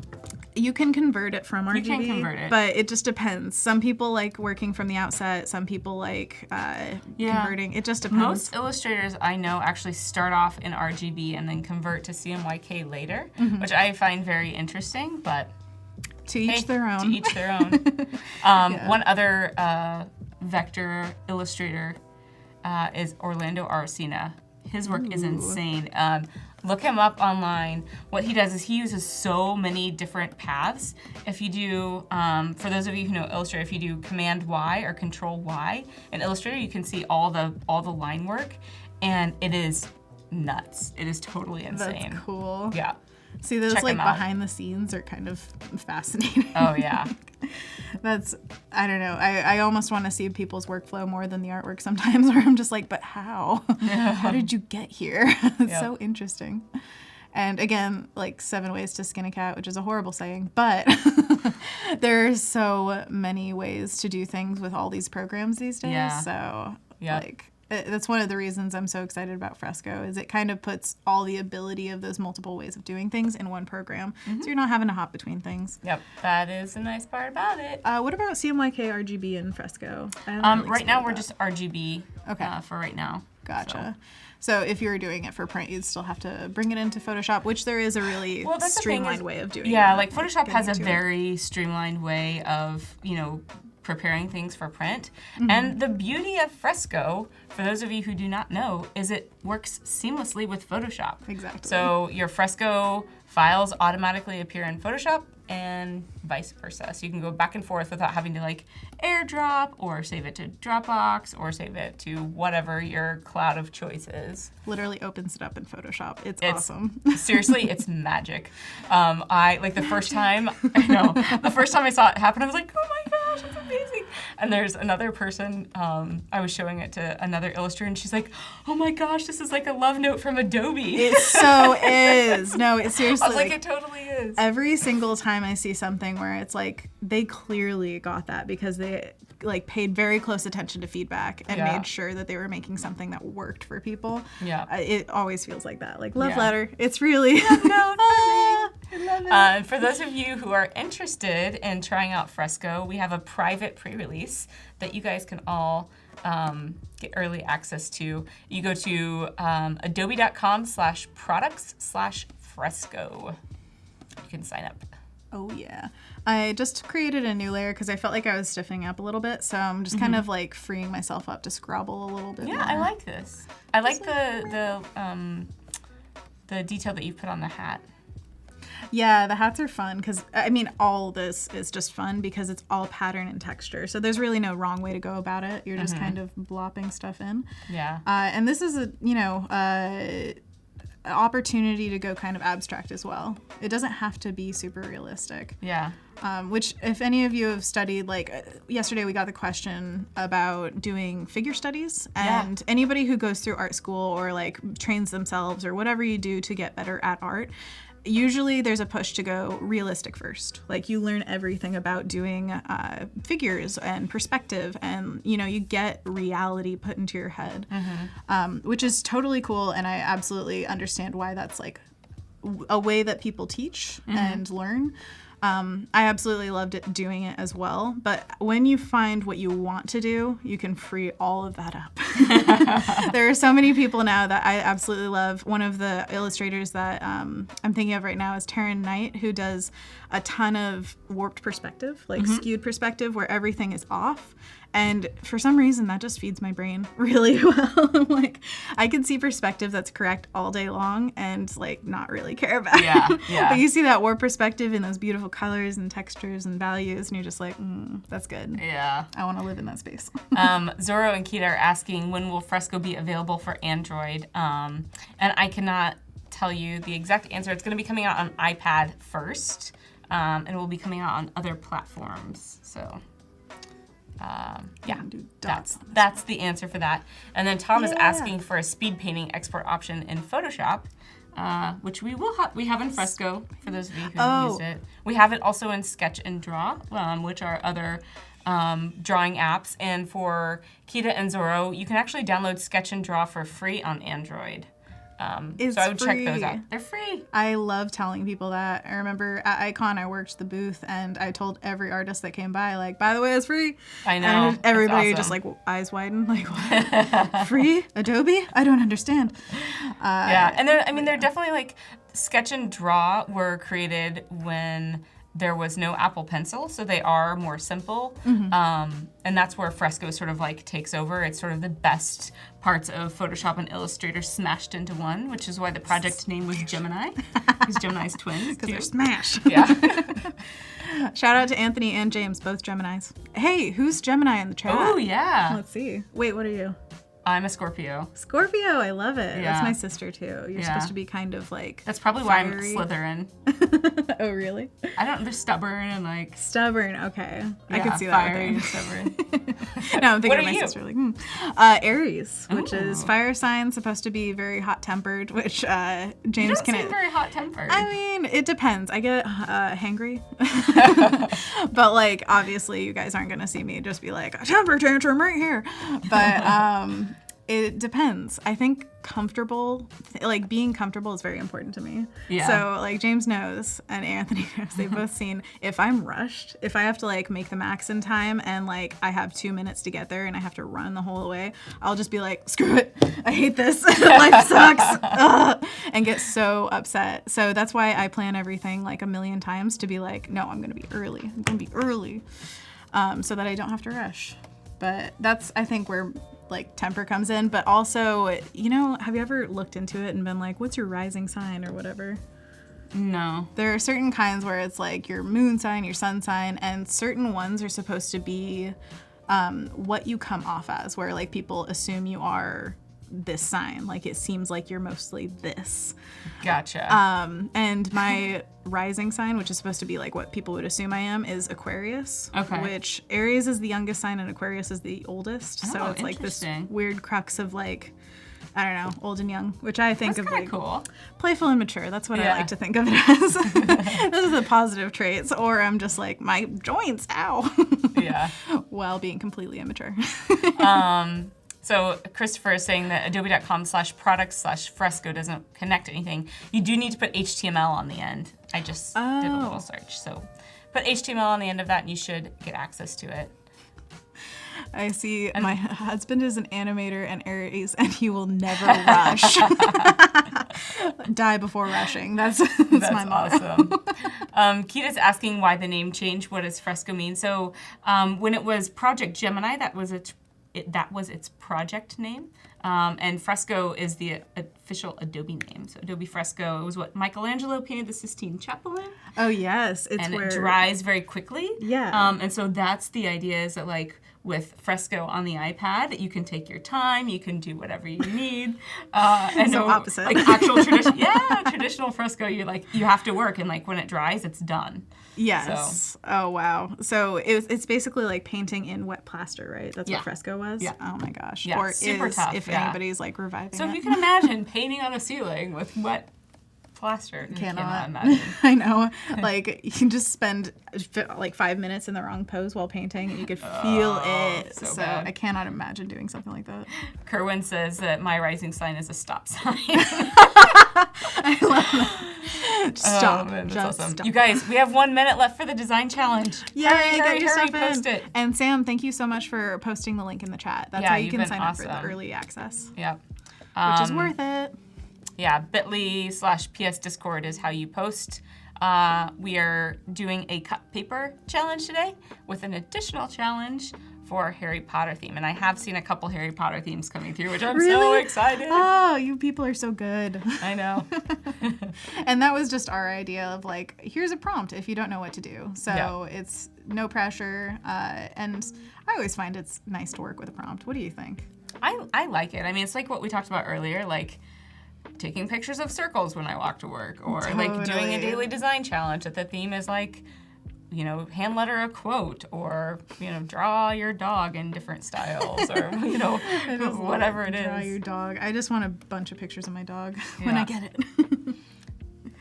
I'm gonna add a little bit of other colors on here so that it's like, I don't know. It's an implication of pattern. So you can imagine these are like little chickens or something Oh, yeah, totally. on this purple sweater. Now I want a purple sweater with chickens on it. That sounds fun. Yeah. So Destiny is saying when is early access? She's already signed up. We are doing like a slow release of letting people have it because we don't want it to launch and like everyone has access to it. So hopefully soon you will get it. Yeah, you never know. I've heard a lot of people be like, I don't have access yet and stuff like that. And I'm like, I really feel for them, but it's coming out soon. Yeah, like, it is coming will very, be very, out. very soon. So they promised this year, I believe, right? Okay, excellent. I know the secret date, but I can't say. Okay, I don't know the secret date, and I'm actually really excited to like someday open up my phone and see like it's launched or something like that. Would Yeah. be so cool. Yeah, To be like, it is super fun. finally, because I'm super lucky and got access to it because of the residency, but I've seen the disappointed faces whenever I show Yeah. it at an event and they're like, it's not out yet. I know. I just want people to have it so badly. Okay, so design challenge time. Yay! us to Let's look see at. what you made. Okay. Oh, I'm So we're already gonna so set it happy. on. So we've got our cut paper challenge as This a is reminder. This is so beautiful. cute. I love it. I love that. And the like thick to thin of the shadows on Mm-hmm. these layers is really cool. Yeah, it's really nice. And we talked about the mama bear, papa bear, baby bear. Exactly. We've got the big one on the bottom. We've like got that a you added small bears. one. Well, because I was thinking about the porridge. You know, like Totally. this porridge is too hot. Goldilocks. This porridge is too cold. And this porridge is just right. You need that to be a poster or something, but about design. Yeah. I love it. Oh, a new another one too. came in while we were talking. Ooh, the beetles. Beetles. Yellow This is super submarine. cool. I Here, love let me open Yellow the original. Submarine. That's so cool. I used to sing This this, is so cool. as a kid, apparently. Every time I was a kid, I would go to the bathroom and my parents would hear me singing this at the top of my lungs. I was raised on Beatles, so gotta love it. Yep. Cool. Oh, that's so cool. I really like that a lot. Yeah, you got the style of the originals. We've got a Harry Potter in the house. Know your house. This is the sorting hat, which This is is put on awesome. your head to tell you which house you're going to go into for Gryffindor. For Oh, Hogwarts. that's awesome. For Gryffindor. I really like it. And I also really like the little detail of like the paper kind of like peeling away, which is super cool. Absolutely, they're so Down there, that's creative. really awesome. Yeah, it makes the letters feel like they're kind of loosey goosey on a table or something. Yeah, that's So really cool. awesome. I like that. the little lines too. It just kind of encases it a little. Yep. Totally. And he looks Nice so work. grumpy. Oh my gosh. Dobby! Oh my This gosh, is so this cute. cutie. And his eyes are even looking to the left. How did you do it so fast? I know, that is super Jeez. cute. That is awesome. I You even love have like him. the little pink Of course, yeah. I mean, ears. come on. and the little sweat They're drops. buddies. And I love Oh like my the wonk gosh. of the nose. You've got a style going that Yeah, feels this very is really awesome. Like, I also really like how the ear extends out Definitely. into the frame. That's a really nice touch. okay, now you just need to make it with real paper. That's the next thing. It looks It's like, pretty cool. it looks Like, very actually, like, convincing. really Like nice. I could see it being made out of construction paper, which would Yeah. be super fun. Oh, I All love right, that. next one. Ooh, Surf. surf. Oh, that's cool. Wavy lines. I love Yeah, it. there's like a really thick shadow. Like it's interesting. Definitely. It's like this whole thing is a shadow. Maybe, I don't know. I can't quite tell. I like it as a design element for sure, where it blocks off that corner. Yeah. And then it's kind of echoed in this darker swirl. Yeah, very cool. Very cool. Different strokes for different folks. Oh, sorry. I was reading the chat for a second. Oh, gotcha. Shauna was saying, "Have you seen Yesterday?" I don't think I have. Yeah, I haven't seen that one. It was the other Beatles one. I can't remember what that was called. Across the Universe. That's what I've seen. Yeah, this one has lots of different paper textures. Oh, that's so cool. They have a ton of texture in there. I think I love the wonkiness of the letters, but I want them to be slightly differently placed. A little just bit so more it gets, connected. Yeah. Maybe? Yeah. Just because I remember, have you ever seen like those memes online where things are like a little bit skewed and so you read it completely wrong? Yeah. It's like, yeah. What was it like? Somebody had their fingers tattooed "Hopeless Romantic" across it, but like the pinkies were too high up or something. Oh, no. So it looks like less Roman hope or something. It's really weird. And I kind of want this to be a little bit darker purple. Like I kind of want it to match the purple Totally down agree. here because I kind of lose different, but it's super cool. I like all the different paper textures. And you've got so much going on in the textures and the colors that the letters don't necessarily have to have different colors to them. I think it would be nice to have that uniform. It's going to rain. Ooh. Oh, this is cool. There's a lot of little stuff hidden. Right? This one looks like a topographic map. I I love like that. Yes. That's super cool. It also like looks like waves on a beach too. So there's like layers of how you yeah. could interpret it. Totally. And it looks like an abstract piece, but then once you have that boat on the water, it becomes kind of a scene, which is That's really cool. nice. That's really cool. There's a lot of depth going on in there. I think "It's Going to Rain" could, on the dark parts, just be a little bit lighter. So you still have that texture coming through, which is really cool, but you can clearly read all the letters. Yeah. But with that, like, still blotchy effect. I like that. Ooh, Devin Wallpaper. design. Oh, that's cool. That's interesting. Is this like paintbrush and then the paint coming out of the front and the back? That's funny. Good color choice. Yeah. I always love blue and purple together. Or I mean, purple. What am I talking about? Blue and orange, complementary colors. That's probably my favorite combo. Love it. Oh, super cool. That is very intricate. Okay, this reminds The me turtle. of quilling. Have you ever seen that? Quilling. It's where they're cut paper pieces and you roll them up and put them on the Yes. side. Yes. Yeah. So it comes out like this, where Totally. it looks like this intricate pattern made with little Super strips cool. of paper. They sold quilling paper at my art school, and that's the only reason I know really? about it. I was like, that looks awesome. What? You mean you don't wrap construction paper around a pencil? Meticulously cut them to the exact same widths? Yes. A lot of water themes going on here. Ooh. Interesting with the sun, having the rays come down and then not all the way out. Yeah, I'm curious about that like it, design though. decision. Yeah, it's unique. kind of like different. Yeah. Yeah, which like I've never seen a different interpretation of the sun, which is kind of cool to be like, oh, that's the first. And the waves look really flowy and wonderful. Like you've got a good breakup of shapes there. Everyone's making awesome fan art. I'm like, cool. That's really I like funny. this vintage fan. It's like the old school, like they were there at the beginning. Yeah. It looks like it's supposed to be a meme. Oh, of course, yeah. But it's an artistic Okay, meme, so which another is the best kind. another version of It's Going to Rain. It looks So I think very that was similar. the first one we looked at was like the second, like the Yeah, the they final like changed post. a little bit about it. I wonder what Okay, they we've got changed. a I like the beach frame theme. outside of it. Yeah, this kind of is similar to the one that we saw yesterday with Totally. the guy whose head was open. The galaxy behind. Find your beach. I want to go to the beach. Oh man, I found my beach actually in Hawaii. There's one called Hapuna Beach. It was my favorite. It's That's so awesome. cool.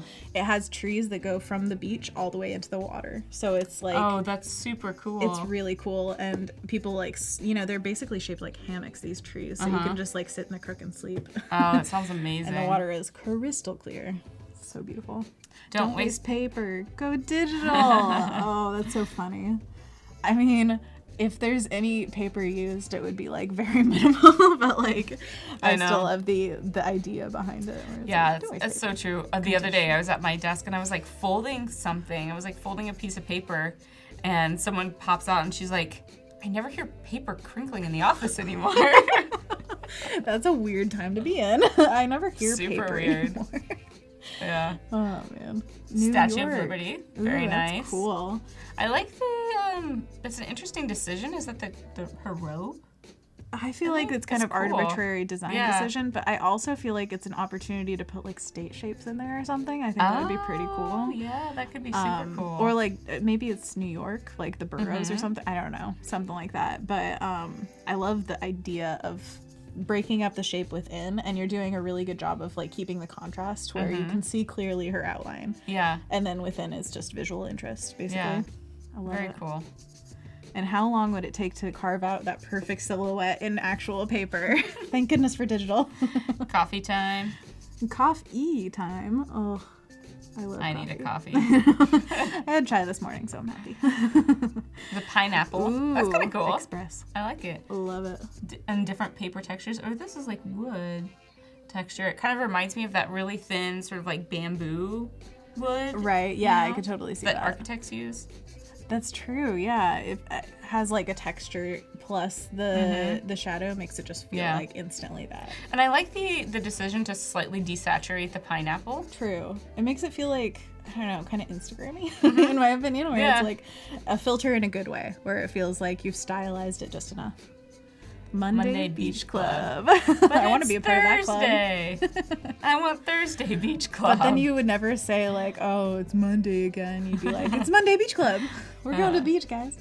Marcel is asking, just tuned in, what are we discussing? We're going through the Daily Design Challenge, which was to create a paper cut poster. And if you stay on, up next there's going to be an XD challenge, which Howard will announce. Absolutely. More challenges all the time. Beach dreams, lots of beaches. Man. Beach dreams. I know, people have like beach vibes going Oh, it's kind of cool. It's kind of like paint, color. Like blobs of like, you know when you take like acrylic paint and like squeeze it on one of the big tubes, it's so gooey. Have you ever seen the style of painting where it's literally like you put a whole tube on the canvas and then just smear it a little and it's like thick and That's awesome. You just wait for it to dry for days? It's similar to like Wayne Thiebaud. Like he does oil paintings. He does like basically like he paints desserts. Ooh. And it looks like the paintings are painted in frosting. Like there's something that you can add to oil paints, and someone on the chat might know, but something you can add to oil paints that makes them like really thick and like kind of like puffy and like oh like my god. Kind of like thing. you go like if you ever see his stuff at a gallery, you're just like, I'm so hungry for cake right now. That is awesome. Yeah. Rosanna Pansino did a Bob Ross painting tutorial, but with frosting. So that's awesome. I saw a YouTube video the other day. It was like a Pixar or this is a cool one. There was a Pixar or Disney animator or illustrator who did Bob Ross. She followed the Bob Ross tutorial, but in Photoshop. So like when he like taps his brush, she was like hitting her pencil on. Is that Lulu Draws? That's maybe. She's like a Disney television animator. Disney. I totally watch her. She's awesome. It was really funny. Oh, hidden with layers. I like that you hid the text. It's like a that's nice. It's got layers to it. Creative Canyon. Ooh, super dark vibes. Ooh, that's like a night mode kind of thing where it's like I want illustrations but dark. And I love how you guys are putting the text in between all the layers. I feel like Kathleen probably talked about that in the challenge, which is pro tip. Super nice. Lulu Sketches, Lulu Sketches, yes. Yeah. She's a Disney animator. She's so cool. She is. I just love that she's putting that content out saying, like, here's the inside story. Yeah. Which is fantastic. And I didn't watch the Bob Ross one. She said it was her most disliked video. Oh, really? Because they were mad that she abused the Cintiq a little with the... Oh, yeah. She's like... Which is so funny. Like, it's her Cintiq, guys. It's okay. Yeah. I mean, these things are pretty... Oh, they're good. Yeah. Like, you're not going to easily break them, but it's also just funny that like she was kind of proud of it. Yeah. You know, it's a sign of like getting somewhere in YouTube if you start getting dislikes. Oh, totally. Yeah. I'm definitely not at that point. I forget who it was. There's a quote that's like, if no one hates it, it also means no one loves it. Absolutely. You gotta. And I thought that was a really good quote. So great job, guys. Yeah, claps for you.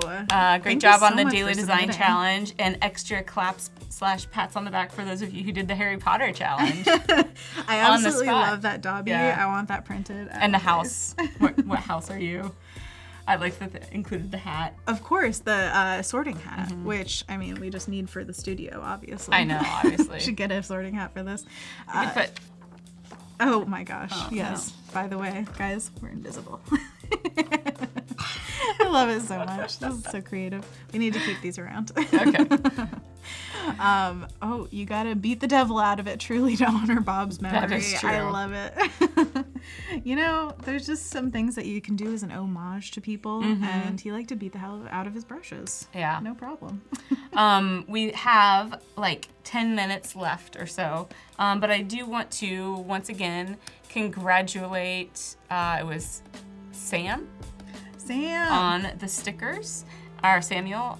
I think it was Samuel. Simon? I can't remember. Unfortunately. I'm sorry.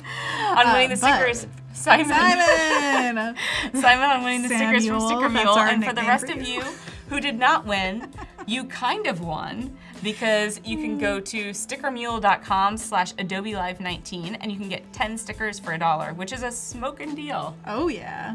A smoking deal. I like that. Smoking. Run, don't walk. Get those stickers. Stick them on your face. Do it. I've even seen stickers that go on cars. Like you can make them, I think like weatherproofed or something, and you can stick it on there. Yeah, the ones that come off. A friend of mine has a hearse that she drives. Oh no! No, it's awesome because she has things like goats, where she kind of like brings them to people's houses. Shout out to Marin, and she really uses that hearse well. But she also put some Hamilton stickers on it. So now I feel like it's just one of those Portland cars. Like if you see it driving, you're like, there she is, with her goats in the back. Very weird, but you know. That's so funny. So what do you have planned for the rest of the Dobby? For the rest of the Dobby. The rest of the Dobby. The rest of the day.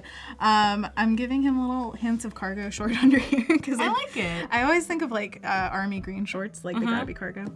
The rest of Dobby I think should be real free. I think this hand area needs the most cleaning. Yeah. But for the most part, I feel like I want it to be rough. I want it to be I like that. Yeah. You know? Because those pieces in my mind give the most energy. I don't always do that. Sometimes I'm like real clean about it. But the stream lends itself to messiness, you know? Yeah. We love that. We love good mess. Yeah, we've got 10 minutes left. So you guys, Anna is on tomorrow again at 9:30. I will not be here. So sorry, Brooke. But she'll be talking about brushes in fresco. Yes. I mean, you can make a guest appearance if you're around, but I might pop in. We'll see. That's right. But yeah, I'm going to be on with Renee talking about brushes. I actually made some for you guys, so you're going to get access to the brushes. Oh, and sweet. I think, I don't know, if I can do it, maybe I'll put up the PSD file that I work in so that people can like actually, like it's a daily design challenge kind of thing, like use the brushes. That would be super make cool. I think that's a great idea. I think that would be cool. I'll talk to Gus about like if we can do that. But the thing is, we're going to be concentrating on foliage. So if you have ever had a feeling like I don't know quite how to handle ambiguous shapes of bushes and like making them not take a million years if you want to make the mark making really heavy. Like I love mark making. I always want to just do a bunch of dashes and a bunch of leaves and all this stuff. Then I have some shortcuts for you. So we're going to talk about that. So you're not going to do my like 5-year-old make a ton of swirls for the tree? I might, okay. I do literally have a scribble brush, so there'll be some messiness and looseness just like this Dobby, which honestly, maybe this is just my new style. I'm just I kidding. really like it.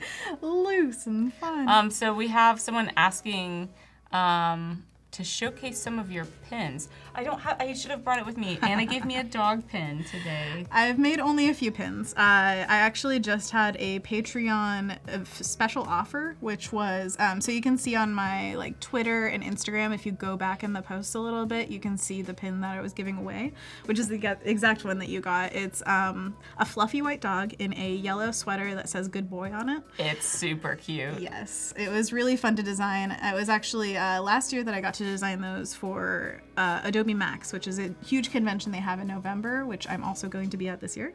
And it was my first time making pins. It was so fun. I've always wanted to make them and never had the funds because you kind of have to like put a lot into it up Yeah. front.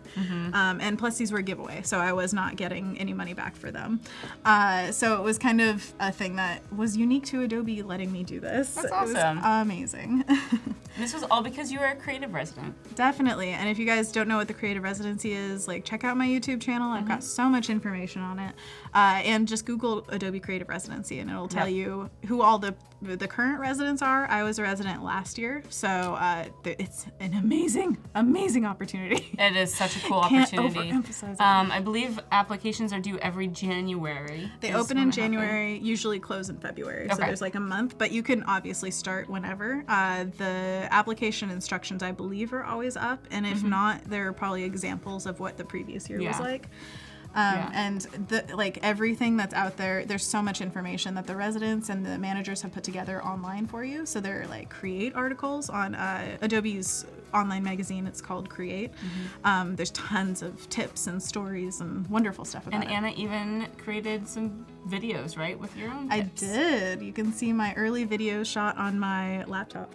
That's awesome. Now I've got like a pro setup, so I'm like, oh, those like little videos. But it shows the time and the place. I love it. Yeah, totally.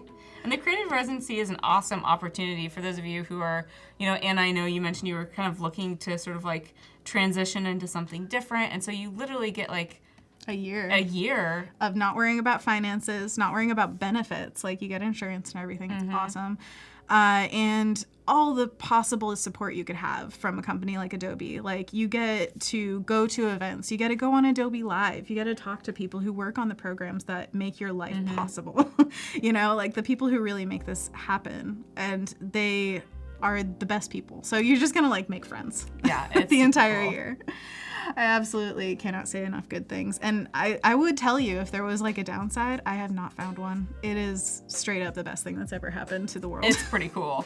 I'm not gonna lie, I work at Adobe and I want to do the creative I residency. know. I'm like the sticker mule thing. You're just like, but I want that. I know. But yeah, I do feel like I want everybody who is dedicated to their craft to be able to experience it. Like Yeah. I really would give it to everybody if I could.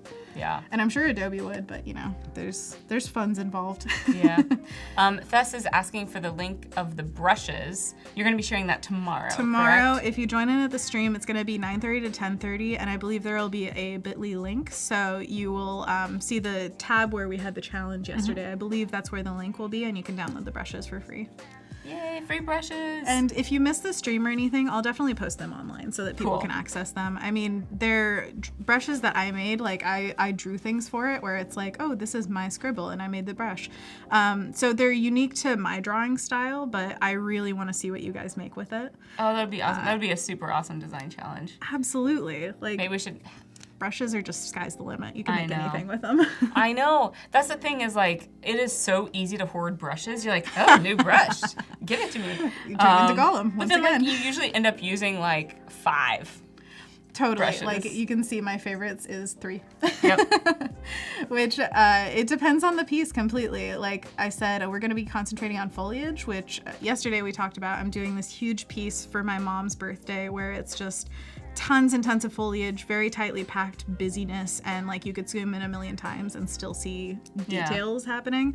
And that kind of work, you kind of have to find shortcuts if you don't Yeah. want to spend a million years on it, which I have already spent a million years on it. So I'm very glad that this lined up with that piece so that I could like actually take the time to make the Yeah. brushes and shortcut it. Yep.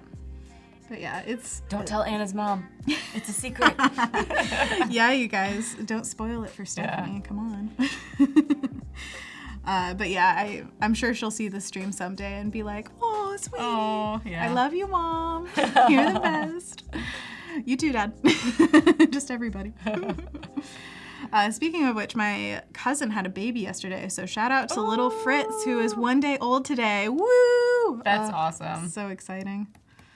I really like the red that you added. Is it red or pink that you added to the little the detail that you did on the sweater, the purple sweater? This guy? Yeah, I really like Yeah. that. That helps it pop a lot. Right? And this is something that I learned when I was doing oil painting in school, was just kind of implying details like this, because I started painting individual flowers. And so I was like, no, honey. Yeah. Like, you just imply. You pick the most common color. Like, you see my dress has a ton of different colors on it and stuff. You'd pick like, okay, overall gold, and then you have red, and you have like a sage green. Like, that's what you do. And then you just blotch it around. Like, if you want to clean it up later, cool. Yeah. But no Unless use you're Georgia O'Keeffe. Yes. If you're doing one flower, it's fine. If you're doing more than 5 flowers, just blotch it. Yeah. And that's one way to just, I mean, it adds life to the piece. It gives you a lot more time to work on other things. Yeah. And the challenge is always to go big to small, rough to refined. So you're looking at this as an overall piece, not zooming in and giving it eyelashes yet. And then you can later get in when you know everything's solidified and looks great. Yep. So I just want to cover, we went over some like super awesome tips today. So we went over adding the black layer and then putting it on not multiply. Color. So it's set to color. Set to color. And that helps you look at the contrast of your overall piece to make sure that you're doing it justice. So look at it in black and white to see if there's good contrast, and then you can adjust the other tones. Later, we talked about the difference between raster and vector, or pixel and vector. Raster and pixel are the same. We talked about flipping or like zooming out from your work if you're having trouble like seeing it differently, or if you're in a rut. And sometimes then you get used to it being flipped. Yeah, like it's true. Do you guys want to flip it back? Yeah. And then we also learned about blotching. Oh, gotta blotch it up. I mean, it's like oil blotting. There's never too much. Yeah. You just keep going. By the way, everybody remember to save if you're working with us. Yes. So, Anna, I think it's time to put on our invisibility cloaks and say goodbye. See ya, everyone. It was great watching you. We'll see you next time. Bye.